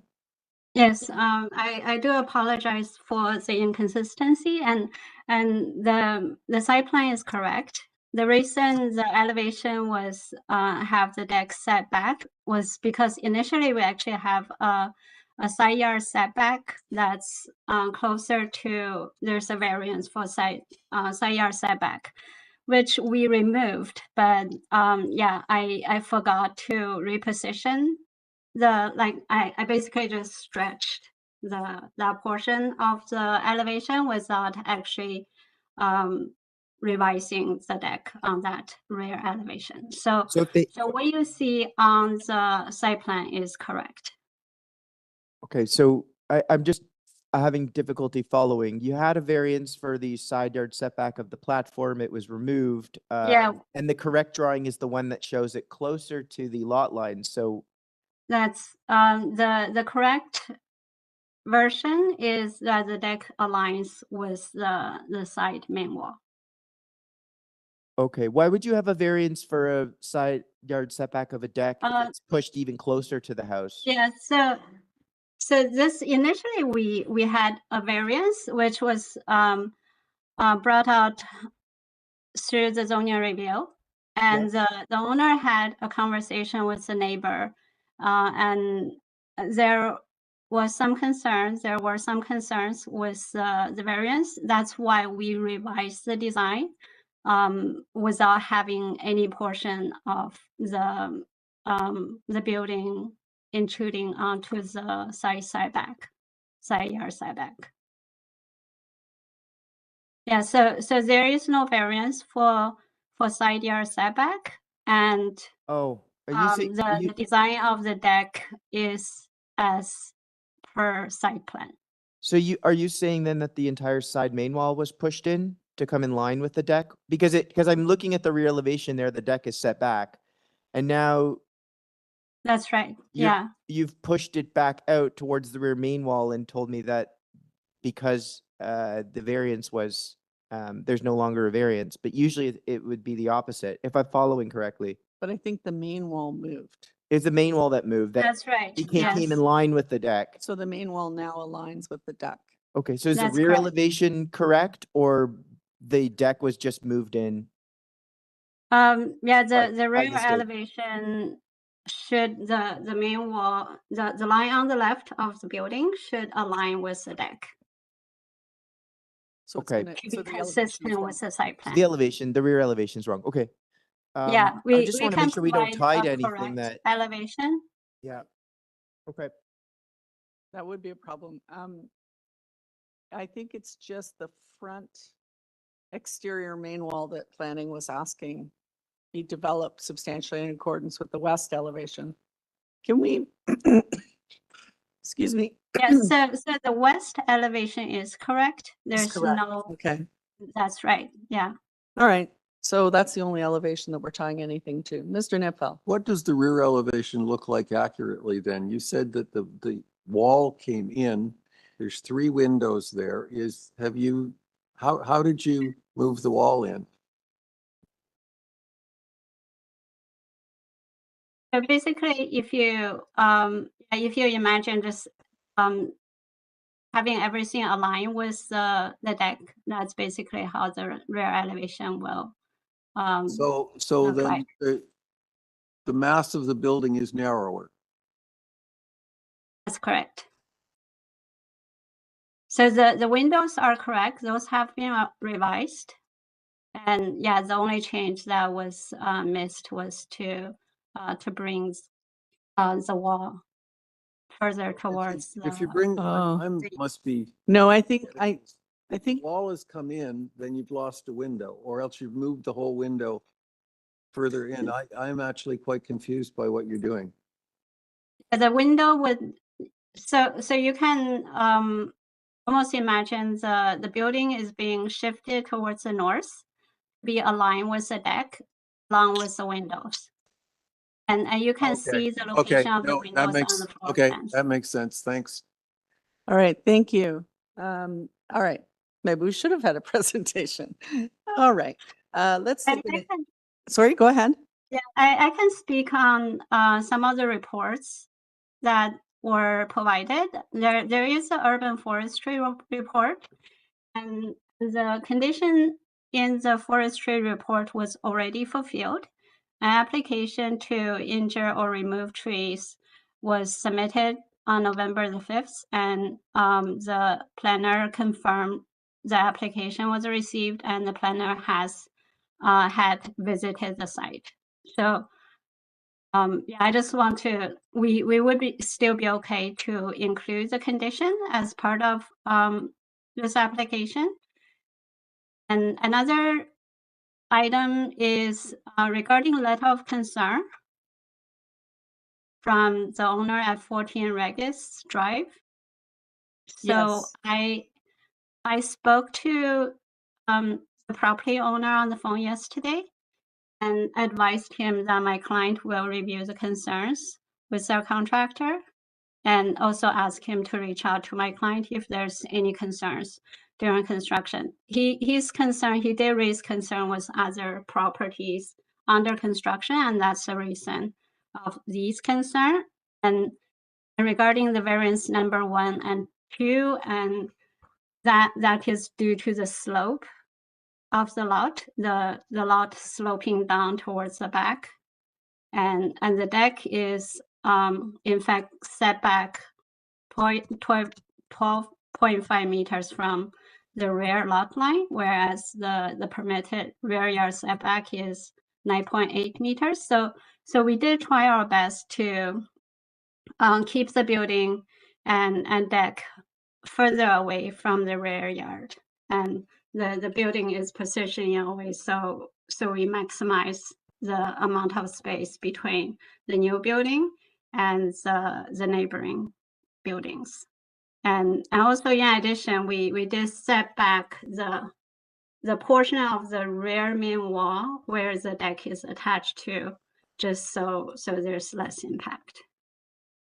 All right, thank you. I just realized this is the application where the wording in variance 1, there's some missing wording in the variance, that what the bylaw requirement is. So we should just clarify for the record that the wording should read a platform such as a deck or balcony located at or below the first story of a residential building other than an apartment building may be no higher than how many meters above ground, staff? At 1.2, I believe. 1.2 meters above the ground. That wording was missing, whereas what is being requested is 1.63 above the ground. So just reading that into the record. And sorry, Mr. Secretary Treasurer, which was the condition that you were saying needs to be attached prior to the applicant explaining what she just did? There was something we said had to be clarified? No? Are we all? Okay.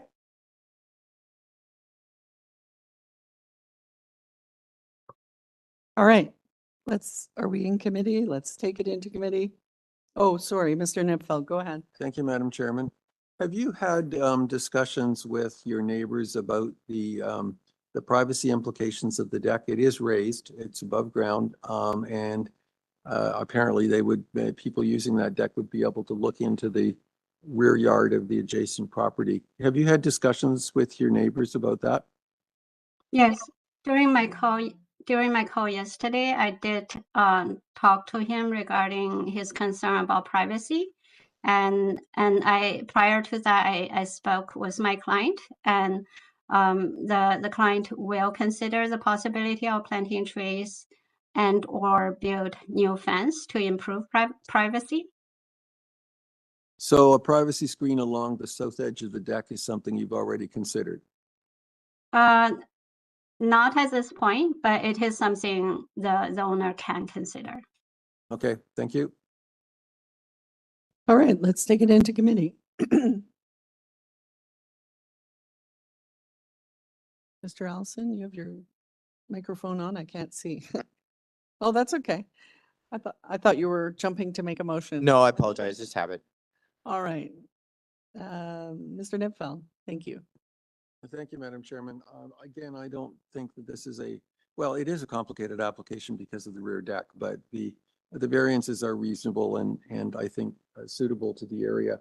I would like to move approval of the application, subject to the planning department condition that the front exterior main wall is to be developed substantially in accordance with the west elevation drawing. Also forestry condition number 1, and the provision of a 1.5 meter privacy screen along the south edge of the rear deck.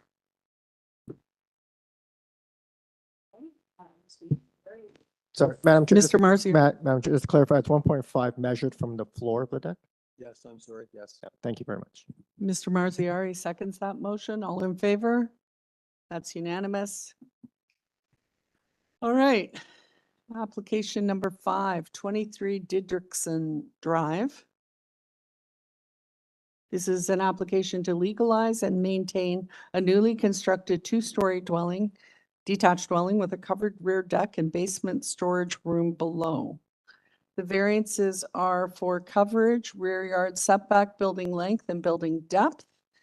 On file, we have a survey, plans, photos, I guess a previous application, I believe, or I'm not really sure what that is. We have a late staff report, and we have a lot of background information, plans that seem to come in attached to this application. All right. Let us have the applicant, please.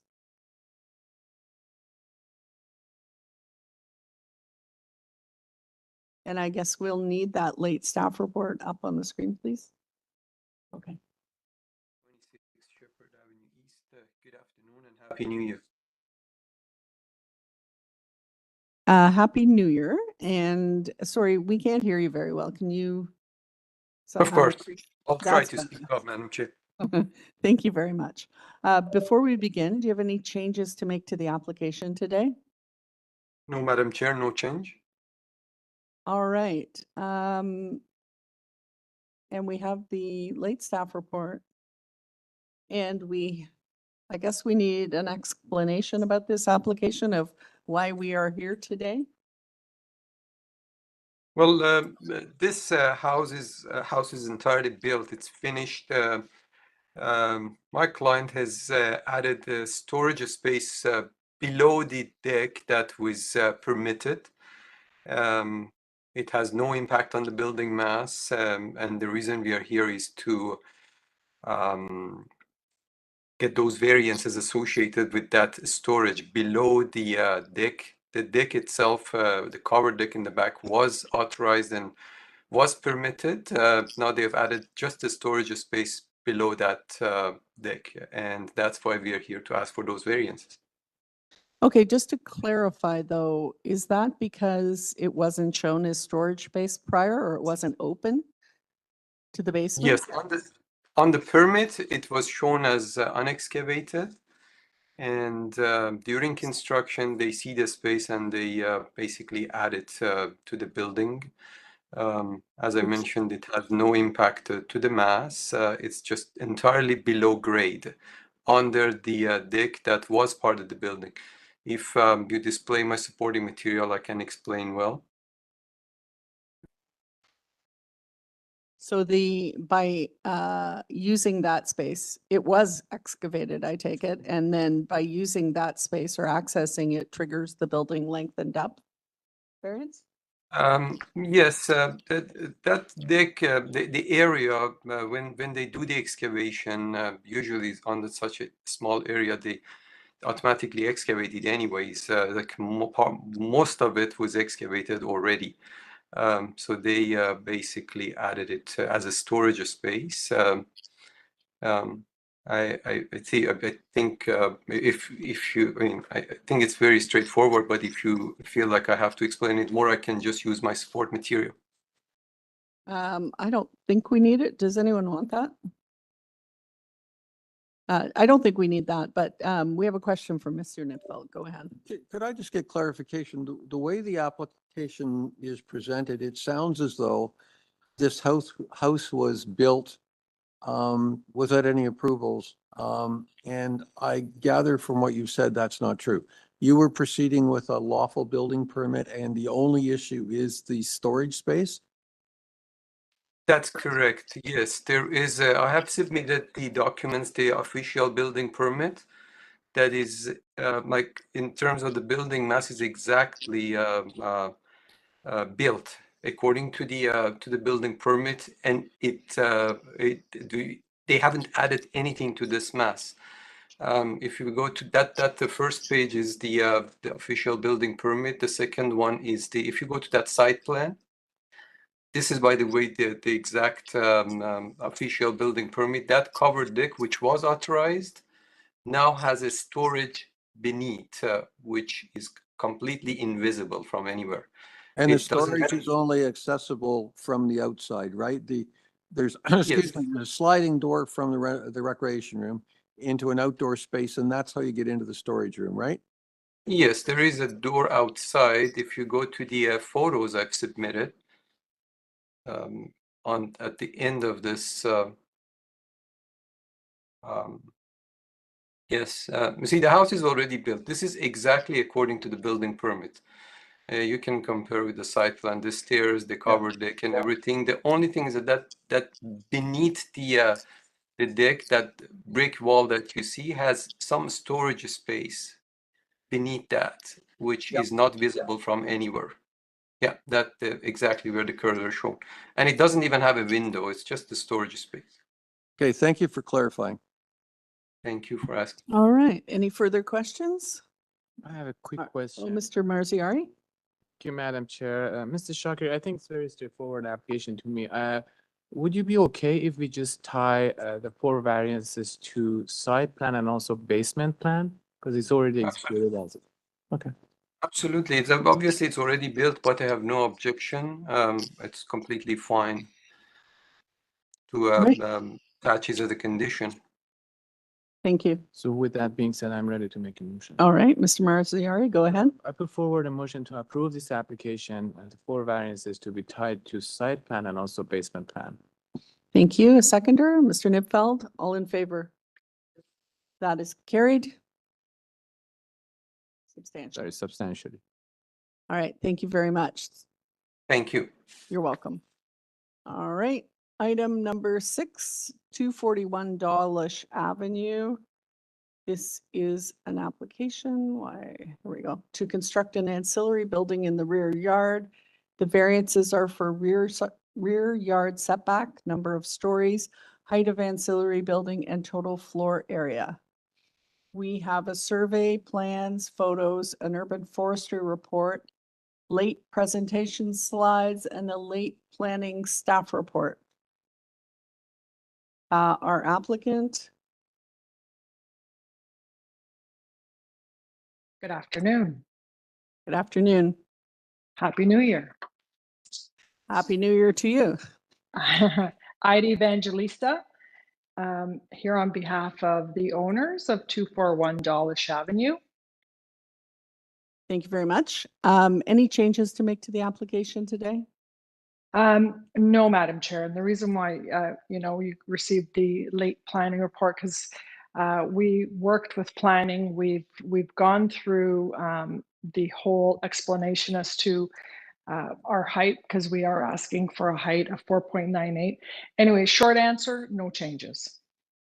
All right. Okay, we'll put the lead staff report up. We have 2 area residents listed. I believe they're virtual, so I guess we'll need a brief presentation on it. Absolutely. And I too am familiar with the staff report. So what we are proposing here, so the proposed structure, this application's for a 2-story ancillary structure.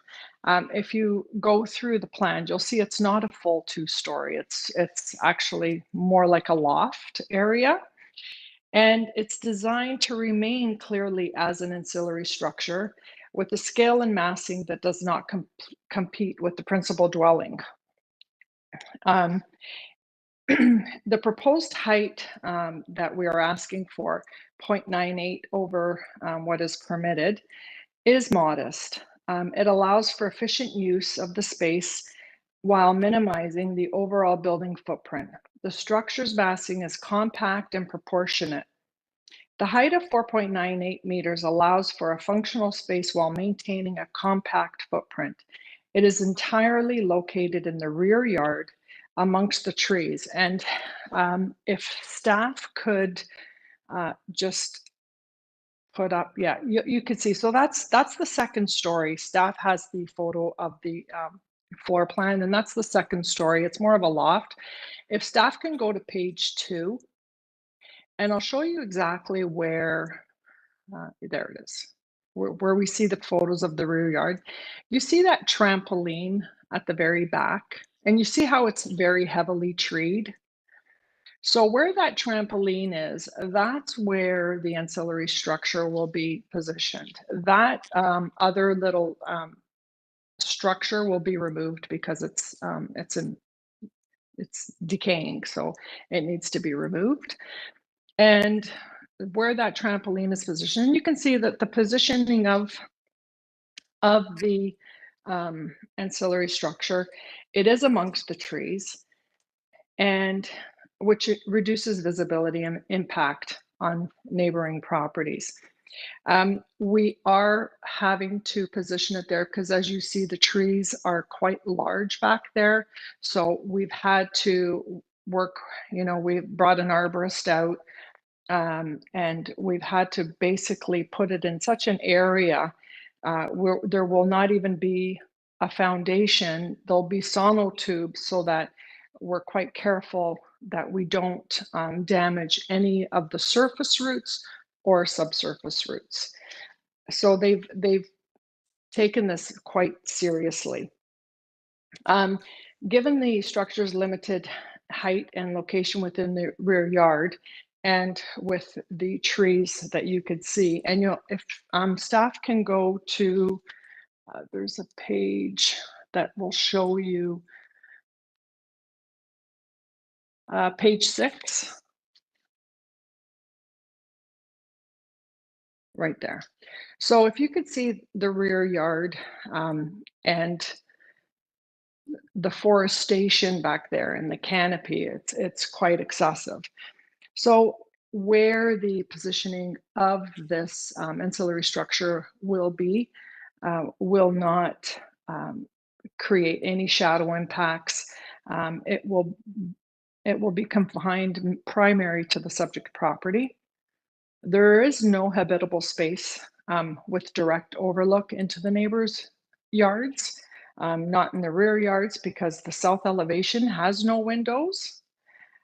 Actually, I take that back. There is one small window on the main floor area. It's for a bathroom, but there are no windows on the east side, and on the west side, the structure is approximately 6.11 meters away from the west lot line. So the proposed height is required to accommodate the layout. We've kept it down quite a bit. Basically, all we are doing now is complying with OBC. So OBC states that we have to have a minimum living space on the main floor of 7 feet 6 inches, and we are proposing 7.9, and on the loft area 7 feet, which we have. So we've been quite considerate in the neighboring properties, the rear property, and I believe what we are proposing will not impact neighboring properties. As you saw from, it is quite heavily treed. This will be nestled amongst that area. I just want to make one comment with the staff report. I am okay to, no windows on the east side. I'm okay with that. But I would ask if we could perhaps maybe not tie that to the south window, because there is a small window for the bathroom on the main floor, and it's only a 24-inch window.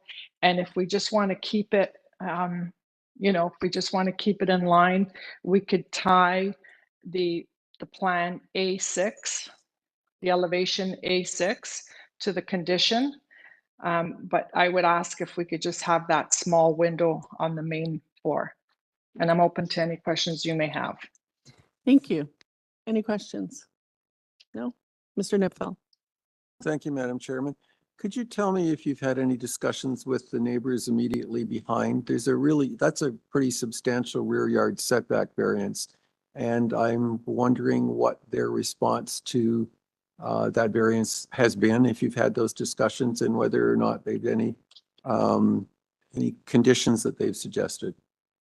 Not to the rear. To the west, there have been no concerns. To the east, 243, the neighbors, they had some concerns regarding the retaining wall, the fence, the height, the 2-story. And the neighbors, the owners did speak to the neighbors at 243. And they have discussed. I'm more concerned with the one at the back. Because that's it's excuse me, I'm not sure what street it is, but it's Glen Allen. yeah, 10, Glen number Allen. 10. Yeah. So the neighbors, sorry, the owners, the neighbors behind and next to on the west, like I said, they had no concerns. No concerns were raised. The only concerns from any of the neighbors on the immediate surrounding is at 243.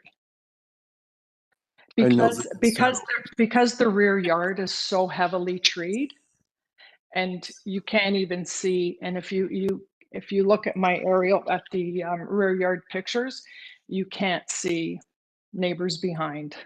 It's extreme, and none of those trees, all those trees will remain.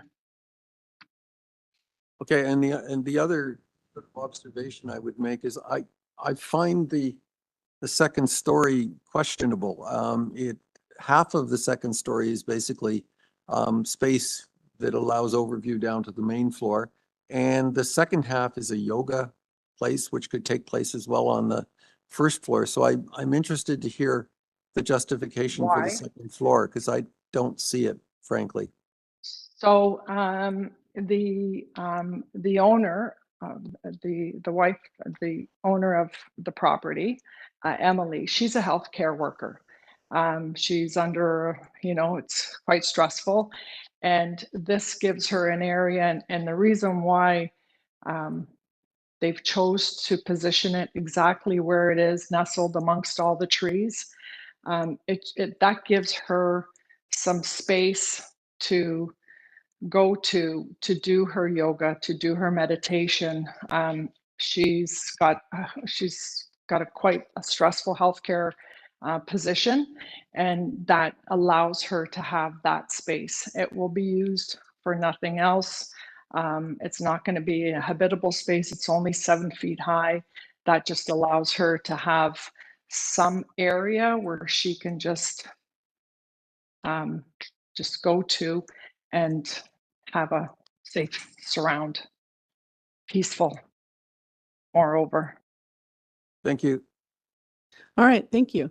Let's go to the residents that we have. Mm-hmm. All right.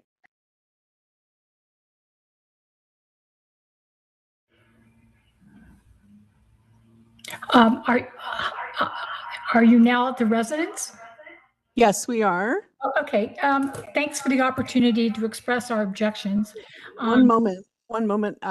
It appears you have 2 microphones on. Yeah, I was worried that my computer would go off. Just let me shut my phone off. Okay. Let's hope we don't lose her. Okay, fingers crossed that the computer doesn't fail me. That's better. Let's start with your name and address, please. Yeah, my name is Pat McDonald, and my husband and Ian and I are the owners of 243 Dawlish. We've been there for quite some time. We built the property.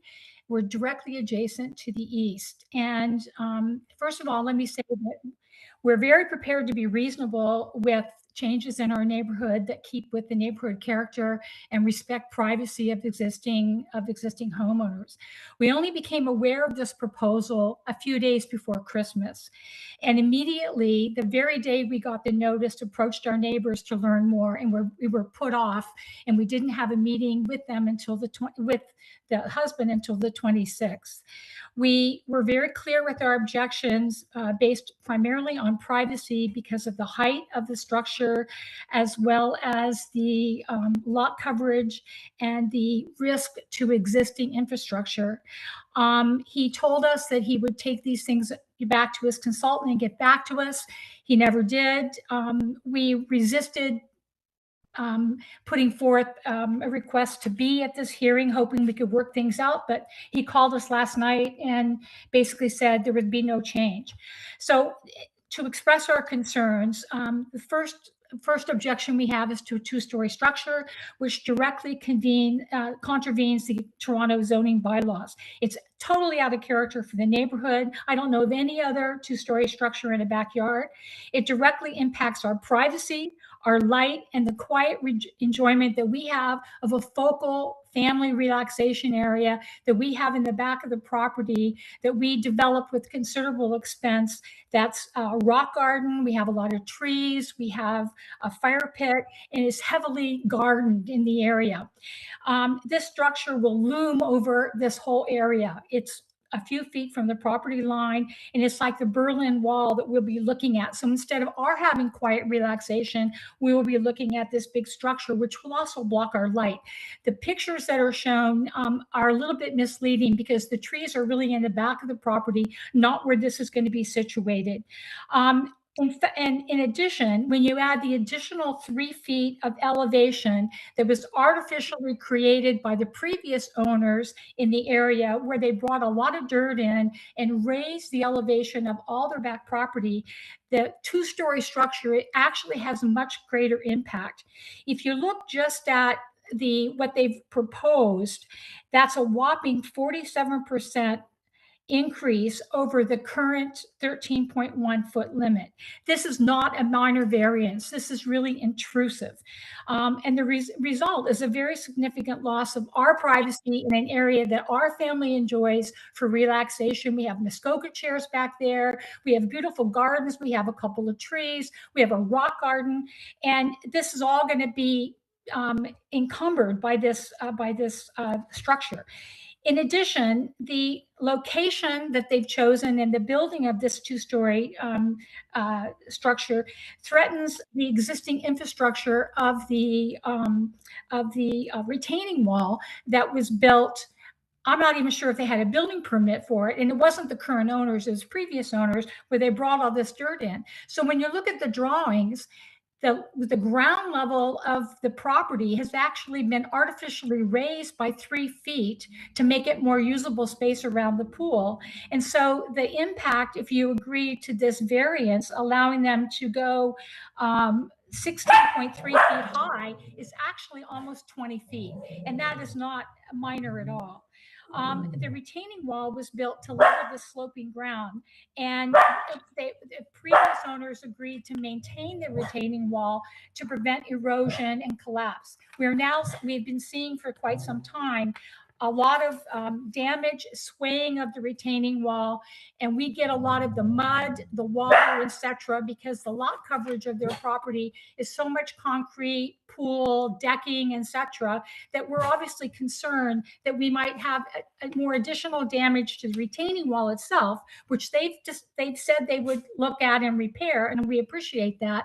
But that the runoff, because the ground slopes, is going to come into our yard, and we currently have to clean it up several times every year because our lawn is drenched. We get mud, and you can actually look at the retaining wall and see that it's swaying. So we feel that these changes are not minor. They're not necessary. The bylaw states that any zoning changes need to be necessary and pose no hardship. This is for a yoga studio. Their house is over 5,000 square feet. What is the need for an additional encumbrance on the neighbor directly impacted when you already have all this space? We've offered suggestions to them to move the building to more of the center of the property.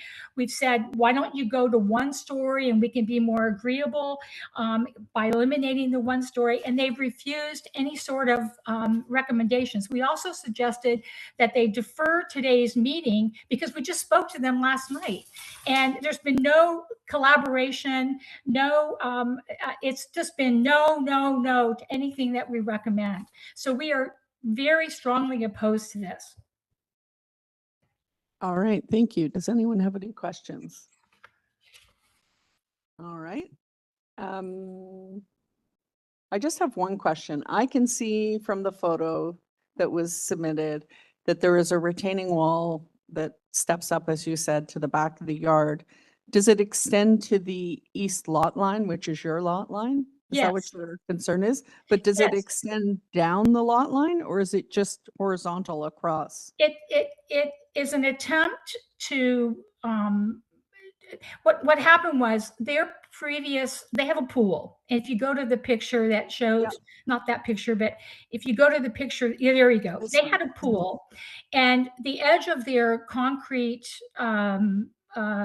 walk around, you know, the decking around the pool, from there, it sloped significantly downward 3 feet to where our to the level of our ground, and they couldn't use that space.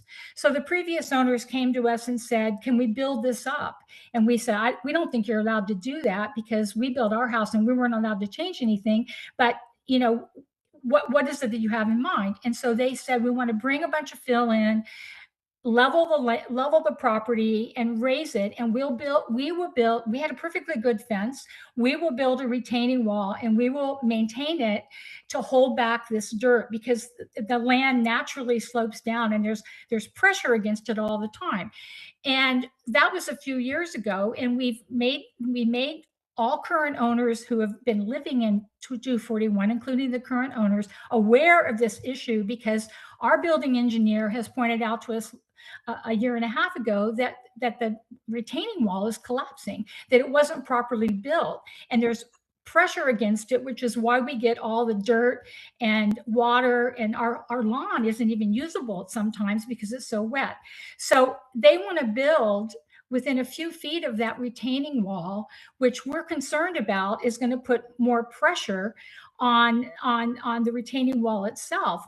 Plus, by having a bigger footprint that is not soft landscaping, because it's our understanding that you should have a certain percentage in soft landscaping in your backyard. And their backyard is going to probably have maybe 25% soft landscaping. So that water has to go somewhere, and it goes to the lowest level, which is our yard. And the one picture, which doesn't show here, of where they want to put the building, and I did submit something, but I guess it was too late, will show that their building is right over our key area that we've invested a fair amount of money into, in which we use regularly for our own relaxation. So I respect that Emily wants to have relaxation for yoga, but we live stressful lives too. And that's our key relaxation, and it shouldn't be trumped. When they can do a one-story, you know, if they want to do a one-story building, I don't have a problem with that. But not All right, two thank you. Thank you. I think you answered my question. All right. Any other questions? Mr. Nipfel? Thank you, Madam Chairman. Could you just clarify, the area that you were saying has been raised and therefore the the ancillary structure would be built on raised land, that's this area at the back of the pool, right? And then there's another photo of stairs going up to the side of it. I just want to clarify that that's what, No, it's not that area. It's the area, if you go back to at the back. It's the whole side. Stop right there. Sorry. It's the whole, see where the on the left side of the pool, there's a sort of a tan deck. Yep. And then you Yep. see those little trees. It used to be that we had all nice big trees along that whole property line, and their land was sort of grass and dirt that went down to our level. They leveled the whole side, all along the pool and into the back. They brought a bunch of fill in and raised the elevation by around 3 feet. And that means that when you put some other structure on top of it, it's obviously that much higher than their pictures indicate, which is So their property is approximately 3 feet higher than yours. Yes, and I did submit pictures with a measuring tape that show the retaining wall from our side, and it's almost 3 feet. It's on top of packed snow, so it's probably even a little bit bigger than that. Thank you very much. Thank you. All right, let's move on to the next residence. To you, Madam Chair, we tried to contact and the person is not available, didn't respond. Okay, thank you. All right, let's go back to the agent, please. And have her address the comments.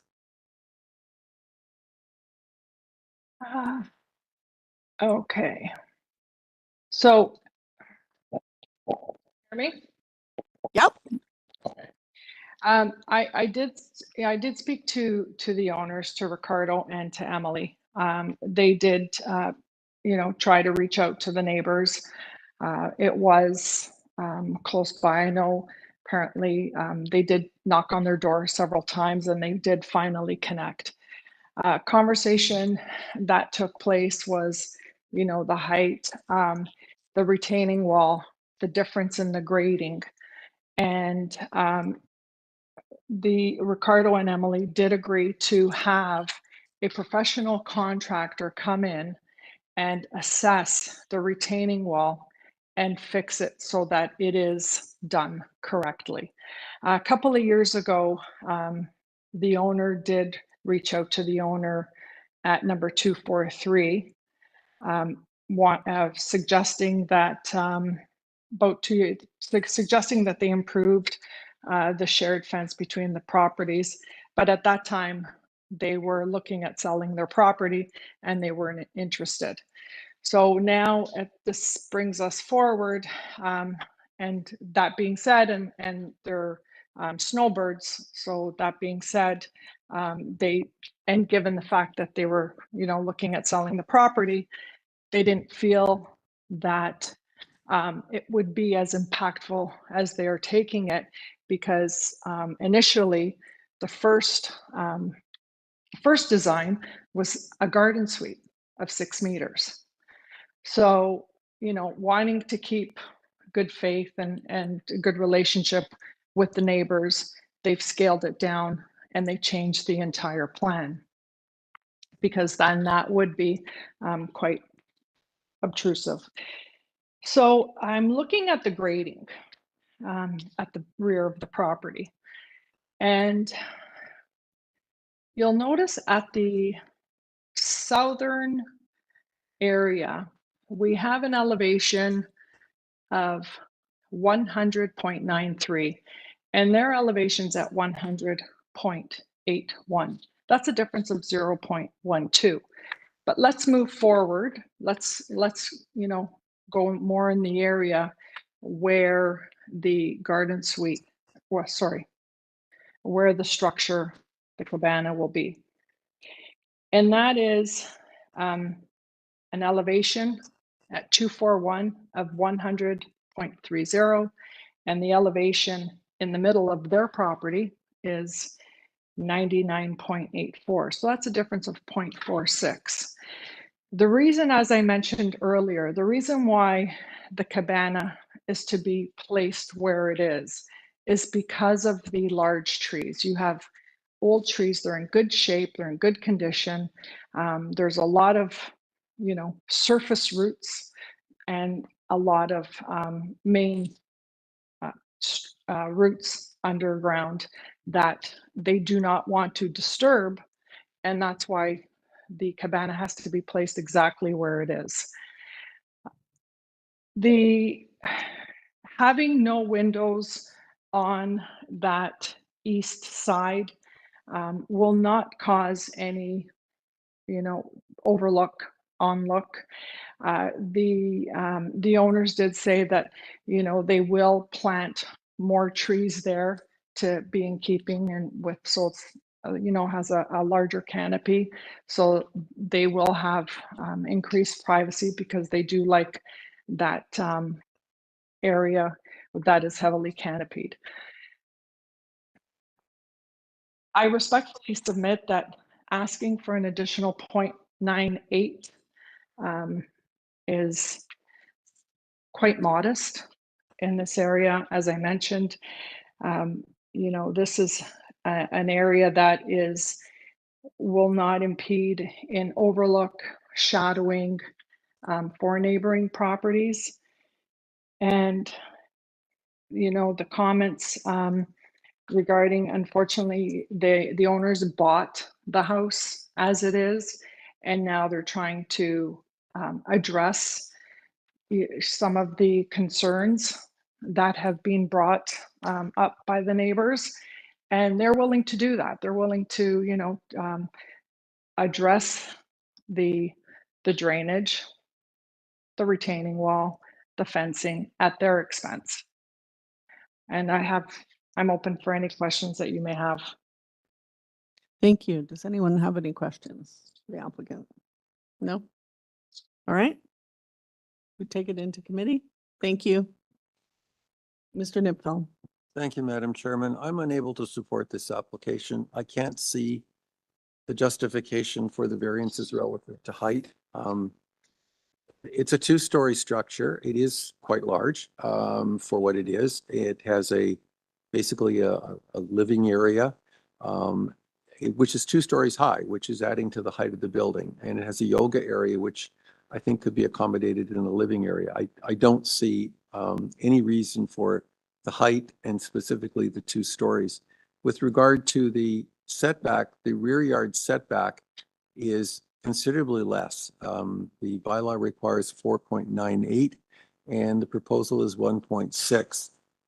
Ms. Vangelista indicates that it's to save trees, but the trees appear on, at least on the site plan and surveys, to be along the rear back property limit. So putting the building closer to the rear lot line doesn't seem to be generated by a desire to keep it away from trees. So I frankly can't see any justification for the variances that are before us, so I will not be supporting this application. Thank you. Others? Comments? Mr. Allison? I'll weigh in. I usually agree with Mr. Nipfel. I don't in this case. I'm looking at the height. It's pretty modest. It's 7.5, like it's under 8 feet each level. And the entire second level is like mitigated through like a pretty decent angular plane at the rear and at the front. They've got dormers. I from a quantitative standpoint, I see where Mr. Nipfel's concerned with that rear yard setback.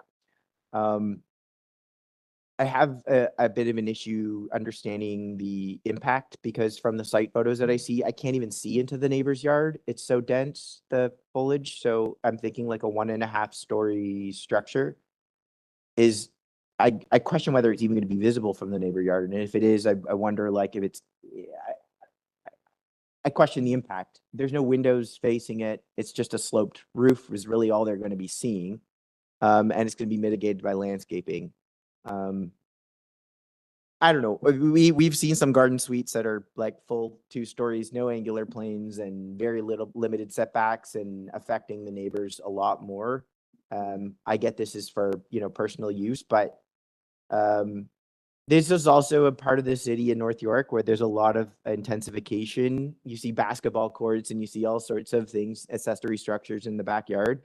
Relative to other structures that I've seen, I think it's pretty minor, the impact. I don't know. All right, thank you. Mr. Marziari.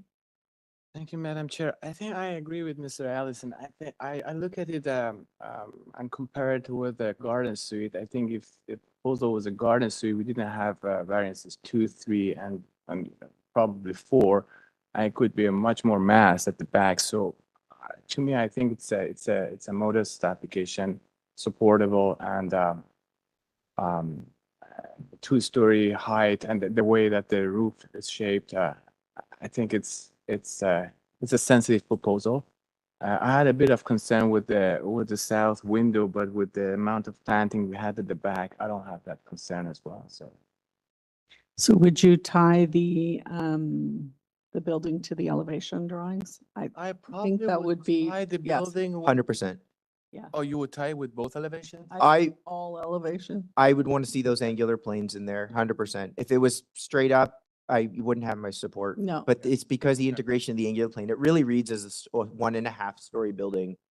And, when I'm seeing ceiling heights of under 8 feet, even on a roof level, like I'm surprised, frankly, like you usually at least see 8 feet. Yeah. 9, and I think those extra couple feet would make a big difference. But 14 feet overall, the fence alone is like typically around 6 to 7 feet. So you're really looking at the roof above. Okay.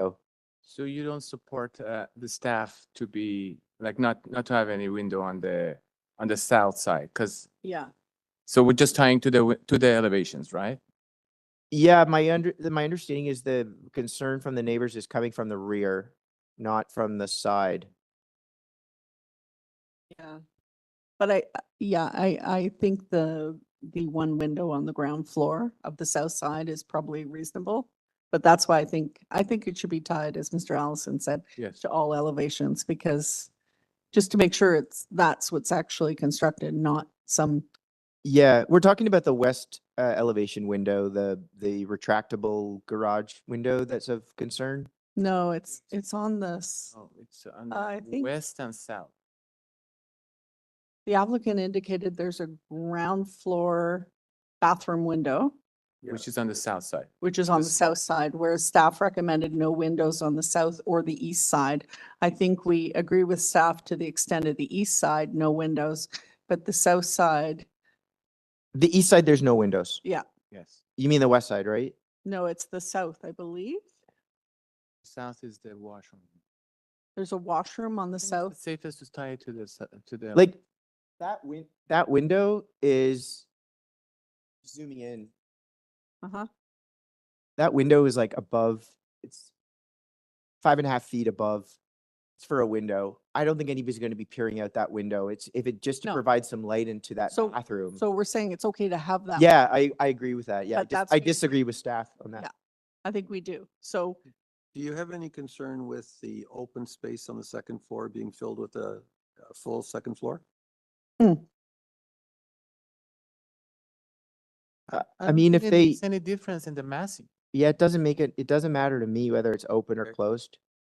Fair enough. I wouldn't want to see anything on the mask on the outside change. There might be a bit of privacy issue with respect to the west elevation. I think we mentioned that the side elevation looking into the neighbor's yard, there's lot of glazing on there, but we haven't really heard from them, and it's far enough back, and like I'm confident that landscaping is gonna help with that screening and privacy. I If think not that- obliterated altogether any sight lines. Like I just don't see the sight lines into the back. It might have been helpful if there was a clear photo of like from the neighbor's I yard know. into the, I don't see that. I can't even see the neighbor's No. house or property from the yard. It's so dense. I mean, all due respect, I mean, it is taken during the summer when all the leaves are on the trees, so it might look different in the winter, but Mhm. if I were looking at, and I will also note both these properties, the subject property and the neighbors behind, but they've got a considerable depth to them. So, I mean, this is going to be pretty far back. It's not like it's going to be you're not going to be looking at your kitchen window and seeing this thing No. come up above. It's going to be set off in the landscape. All right. Who wants to make a motion?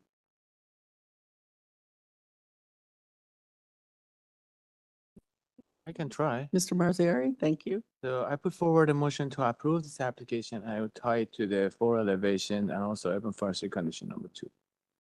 The full set of elevations The full set of elevations, 4 elevations. and forestry number 2, Substantial. substantially in accordance. Always miss that word, sorry. All Yes. 4 elevations and also urban forestry condition number 2. Do you want, oh, yeah, okay. I'll second that. Thank you, Mr. Allison, seconds it. All in favor? That is 3 in favor, opposed. Mr. Nipfeld is opposed. All right, let's move along to 21 Fairleigh Crescent. This is an application for a rear 2-story addition, side 2nd-story addition, and a front 2-story addition. We have variances for floor space index, front yard soft landscaping, roof eave projection, fire shutter projection into the north side yard setback. On file, we have a survey, plans, revised plans, photos, and 6 letters of support. Our applicant, please. Good afternoon. I'm Drew Laszlo, agent for the owner. My address is 193 Rowe Avenue. Thank you very much. And Mr. Laszlo, do you have any changes to make to the application today? No changes. Thank you. All right, thank you very much. Do we need a presentation? I don't think so. I don't think we need a presentation unless there's something you want to tell us specifically. No, I believe it's pretty straightforward. All right, thank you. Thank you. All right. Any questions of the applicant? No? Okay, let's take it into committee. Mr. Nipfeld. Thank you, Madam Chairman.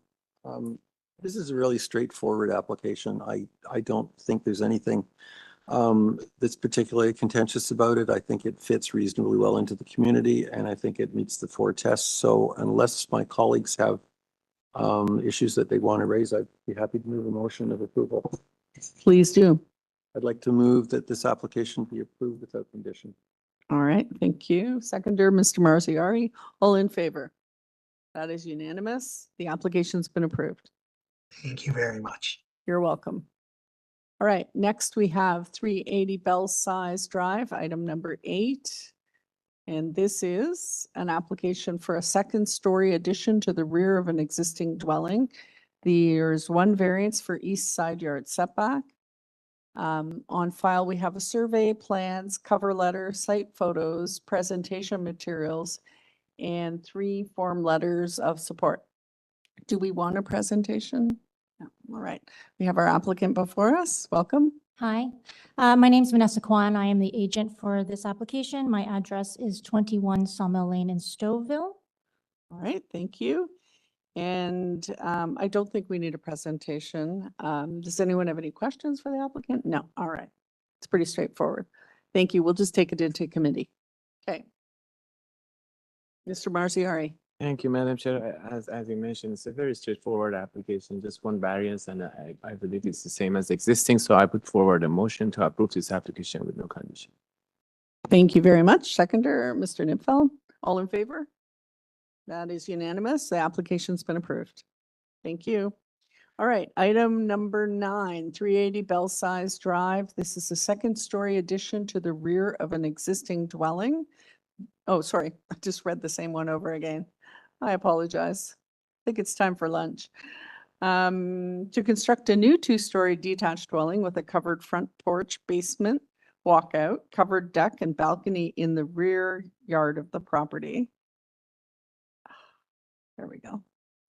We have variances for deck, east side yard setback to the deck, coverage, east side yard setback, west side yard setback, height of side main walls, building length, and building depth.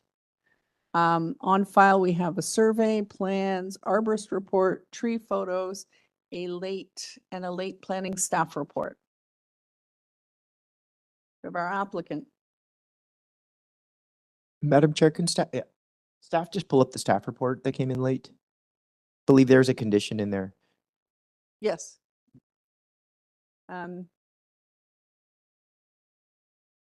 Changes?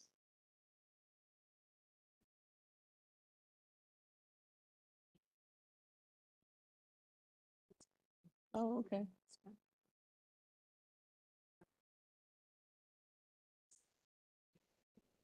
Oh, okay. This, yeah, okay. All right. Do we have our applicant? Hello, my name is Rakim. On behalf of the owner, my address is 386 Yonge Street, unit number 1402, Toronto, Ontario. All right. And just to clarify, who is the owner of the property? I'm sorry, the new owner is Mike. He purchased the house right now, but we got the letter from the old owner. Okay. So is that Mike Zhang? Yeah, Mike's he's the new owner, yes. Okay, just wanted to clarify on our notes. Thank you very much. Okay, so first of all, do you have any changes to make to the application today? No, there's no changes. All right, thank you. And have you seen the planning staff report, the late planning staff report? Yes. Dated January, and don't have any concern with that? No, nothing actually. Okay. We do have some residents who wish to speak on this application. So if you could provide us a very brief presentation, please. Sure, yeah.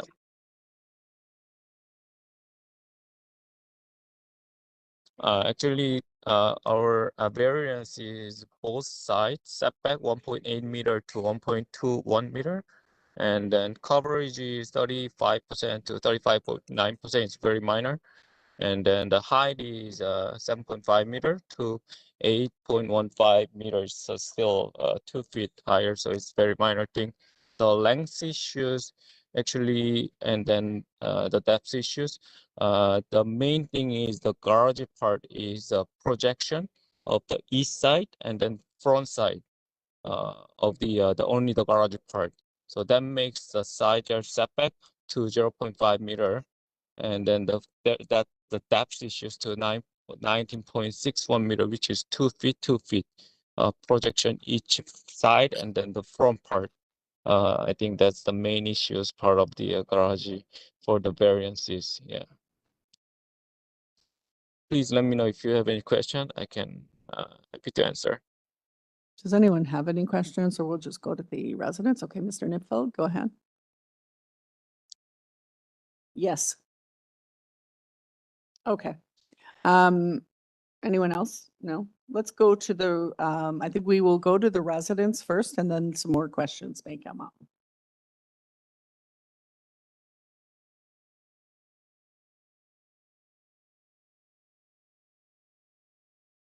Hello, my name is Craig Hepburn. I'm the resident at 138 Cheltenham Avenue.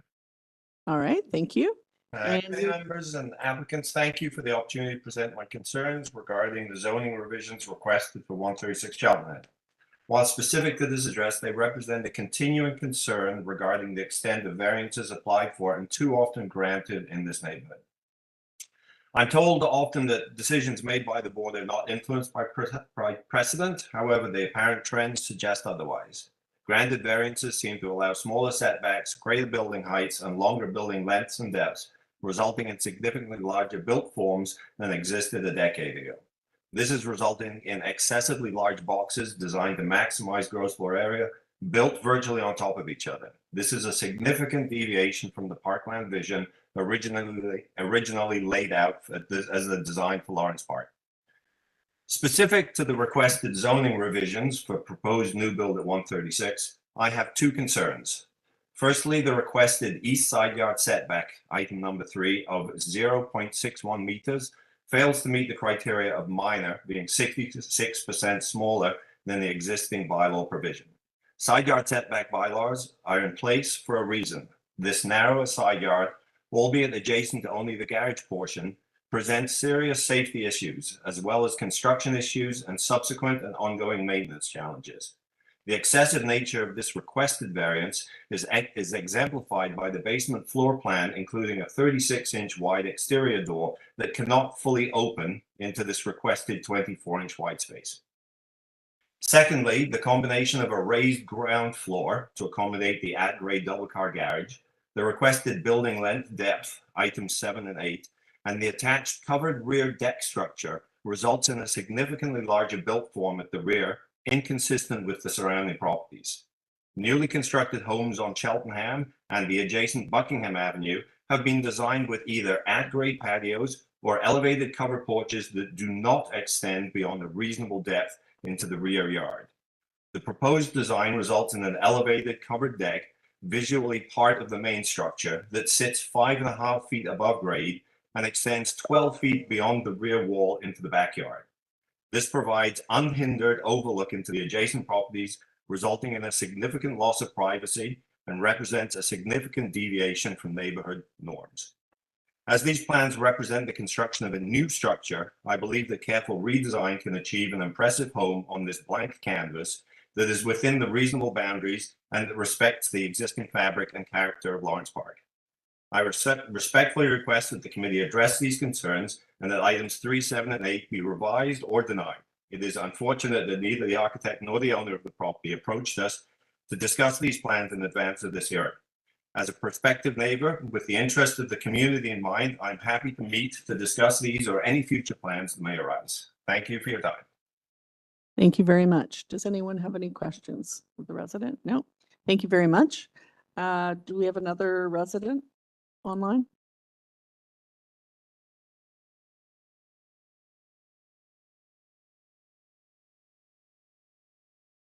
Madam Chair, can you hear me? Yes, I can. Okay, super. Thank you.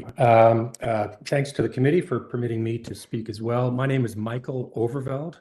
I'm the owner and resident of 134 Cheltenham Avenue, along with my wife and family. The subject property, 136 Cheltenham, is located next door to our house, immediately to the east side of the property. We've lived here for about 20 years. We previously lived one street over in Rochester for about 5 years. My wife grew up 2 streets over in St. Leonard's, and we are long-term residents of the neighborhood, obviously. I'd note, and I had, just as the case was with Mr. Hepburn, we have not been contacted by the new owners of the property or the architect to discuss any of these plans. So this is really the first opportunity to express these concerns. And we do have, I guess, 3 concerns with the plans. The largest by far is the one Mr. Hepburn's already addressed, which is this large elevated covered deck that's proposed for the new building. There's 2 aspects, obviously, that concern us. One is the height, which, as far as we can tell from the drawings, would be approximately 5 feet above ground. And the second is the depth within the yard. As Mr. Hepburn mentioned, the entire patio would be located further into the yard than the depth of our house. So it would begin deeper into the yard than the back wall of our house, extend from there. And the result of these 2 things is that the patio will essentially be an elevated 5-foot-high platform located directly beside each of our backyards, looking over the fences and down into our backyards, which clearly would be a material loss of privacy for our families, particularly considering that we, the Hepburns and my family as well, both have swimming pools. We spend an awful lot of time entertaining and just using our backyards, other than in winter, of course. And this is a pretty big issue for us. That is by far our primary concern with the design. The other 2 lesser concerns, one is the side setback on the west side of the property. It's 1.21 meters, materially less than the 1.8 meter minimum requirement. I just know we've spent a fair amount re-landscaping our backyard, including putting a fence that runs from the back line of the property right to the, I guess, flush with the front of the house. I just wouldn't want to see, I guess, the footings for that, I guess, compromised in any way if by having such a small setback, we're digging underneath it to get at the house. The third concern, and the final one here, has to do with the trees that would have to come down to accommodate the construction. The only tree of concern is a very large tree in the backyard.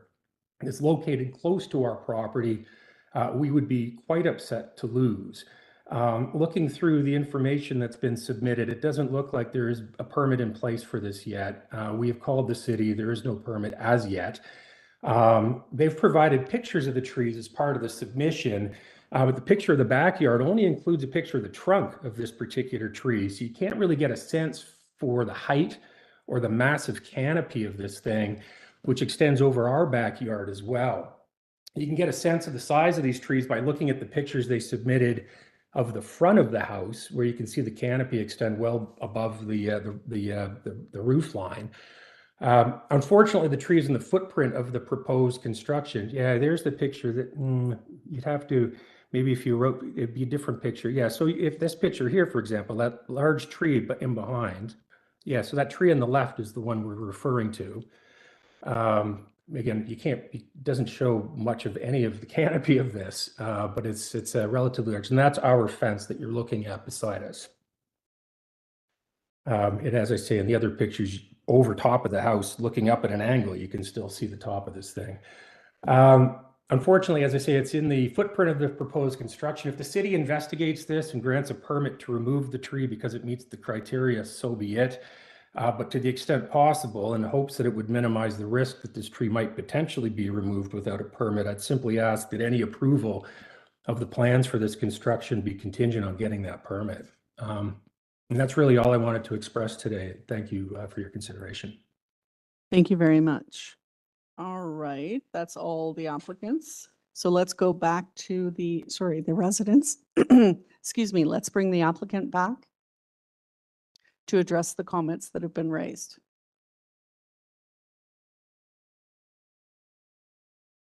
Hi, this is Rock. Yeah, I'm trying to talk to the owner right now. What he wants to do, proceed the existing variances or defer it to the next committee?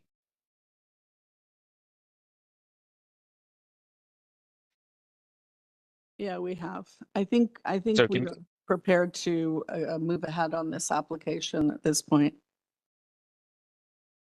The time to defer would have been at the beginning. So, I mean, you would have known that that there were some concerns with the application. I don't know whether the owner approached the owners on either side, but we've heard their concerns. So I think we're ready. Do you want to make any comments on the concerns they have? Yeah, let me try to explain some of the comment actually. The right side of the east side of the setback garage side is the one feet one existing wall. From the 1 feet to the east side only is not really far away. Existing setback is 3 feet what they have right now front house. And then there is no no issue with the covered deck part. And then the length issues actually 19 meters was we were submitting to the city for the duplex. It was allowed for the 19 meter. Actually, it was okay, but there was a setback issues to the front of the garage part. So 19.61 meter was the total setback. So owner didn't want to make it like duplex. So he wants to, we're gonna have anyway the setback, the length issues with the depth issues. So we're changing it back to the single family dwelling. And then actually the idea of the garage part setback was from our neighbor already got approved. 115 Cheltenham Avenue. They already got approved, so we were trying to make the same house as what they have. Sorry, which variance was that? Well, the neighbor already got the approval for the 115. They got approved for the 2 feet side yard setback for the garage part only. I see. And that's what you are proposing? Yeah, that's what we are. The garage only part. Garage part is 2 feet setback, right? But above the garage, we are trying to make it 4 feet. Yes, 1.21 meter. Sorry. Okay. All right. Thank you. Any questions for the applicant? No? Okay. We'll take this into committee now for a decision. I'm happy to start the conversation. Oh, Mr. Maraziari, you go ahead. Thank you, Madam Chair. I'm having problem with this application. I think in the specific variance number 3 and also the building depth and building length. I think those are not. I think those are not supportable. The setback, just for the garage, it can be easily removed. It can still fit 2-car garage. And also the building length and building depth with addition of the canopy and the rear deck are quite impacting to the neighbors. So to me, it's not a supportable application, and it's a no for me. Go ahead, Mr. Allison. Thanks. I just to add in, I agree with my colleague. I've got some issues with the height. I know it's this is an instance where you, from a quantitative standpoint, it's not very high. It's only 8.15 meters, but the impact that it creates is a bit of a concern. I'll just to give a little bit of clarification in hopes that it might inform some future planning. Like you're dealing with a typology again, where you're trying to integrate a garage and then you have 2 stories above that. On this street, there's a lot of houses, and I'll just use the neighbor directly immediate, where there's an integration of a 3rd story, but it's almost always within a roof structure. So you've got strong use of angular planes on the street. Where I think they missed the mark here is you've got a full 3 stories with the main wall, and then you integrate a 4th story, which is sort of a fake mansard roof with dormers that creates the illusion of 4 stories. If you go down the street, you go down Cheltenham Avenue, you'll notice that the houses, the main walls are almost always 2 stories.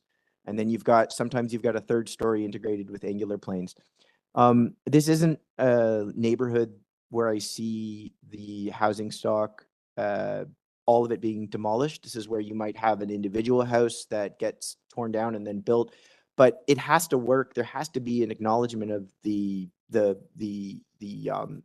houses around it, particularly the houses on either side. This is an application that would have benefited from an elevation that showed both of the neighboring homes on either side, so I could better understand how that main wall, how that massing aligns with the structure. For me, I think the biggest issue with the variances is frankly the height in this case. Just it's difficult to support in terms of official plan requirements that have to do with fit. In section, I think it's in chapter 4. Thank you. Yeah. All right. Mr. Nipfel?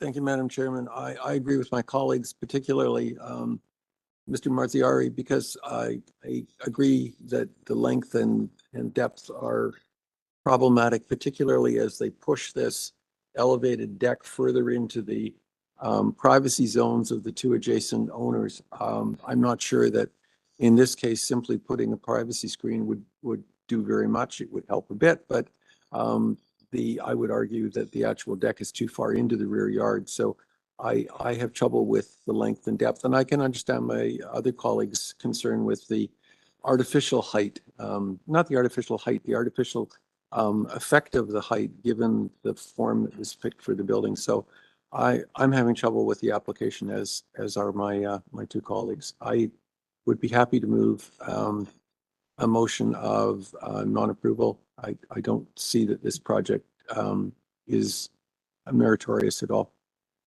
I will jump in as well and echo everyone's comments. I don't think this topology is characteristic of the neighborhood at all. I'm very familiar with the neighborhood, and there isn't another house that looks like this with the integral garage. I think they're trying to put too much on the lot, and I believe it was designed without any regard for the neighboring properties.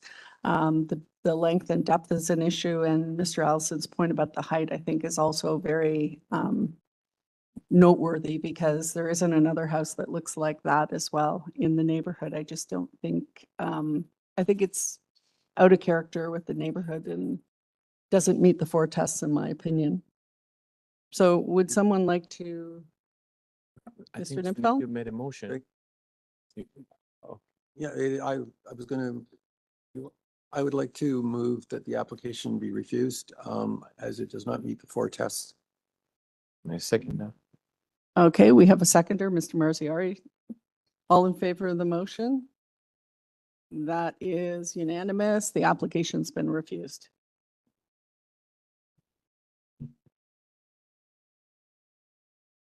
We will break now for lunch, and we will be back at 2:26, 2:25, an hour. Is that what everybody wants? Okay. The 2 o'clock agenda will be commenced at 2:25. All right, thank you.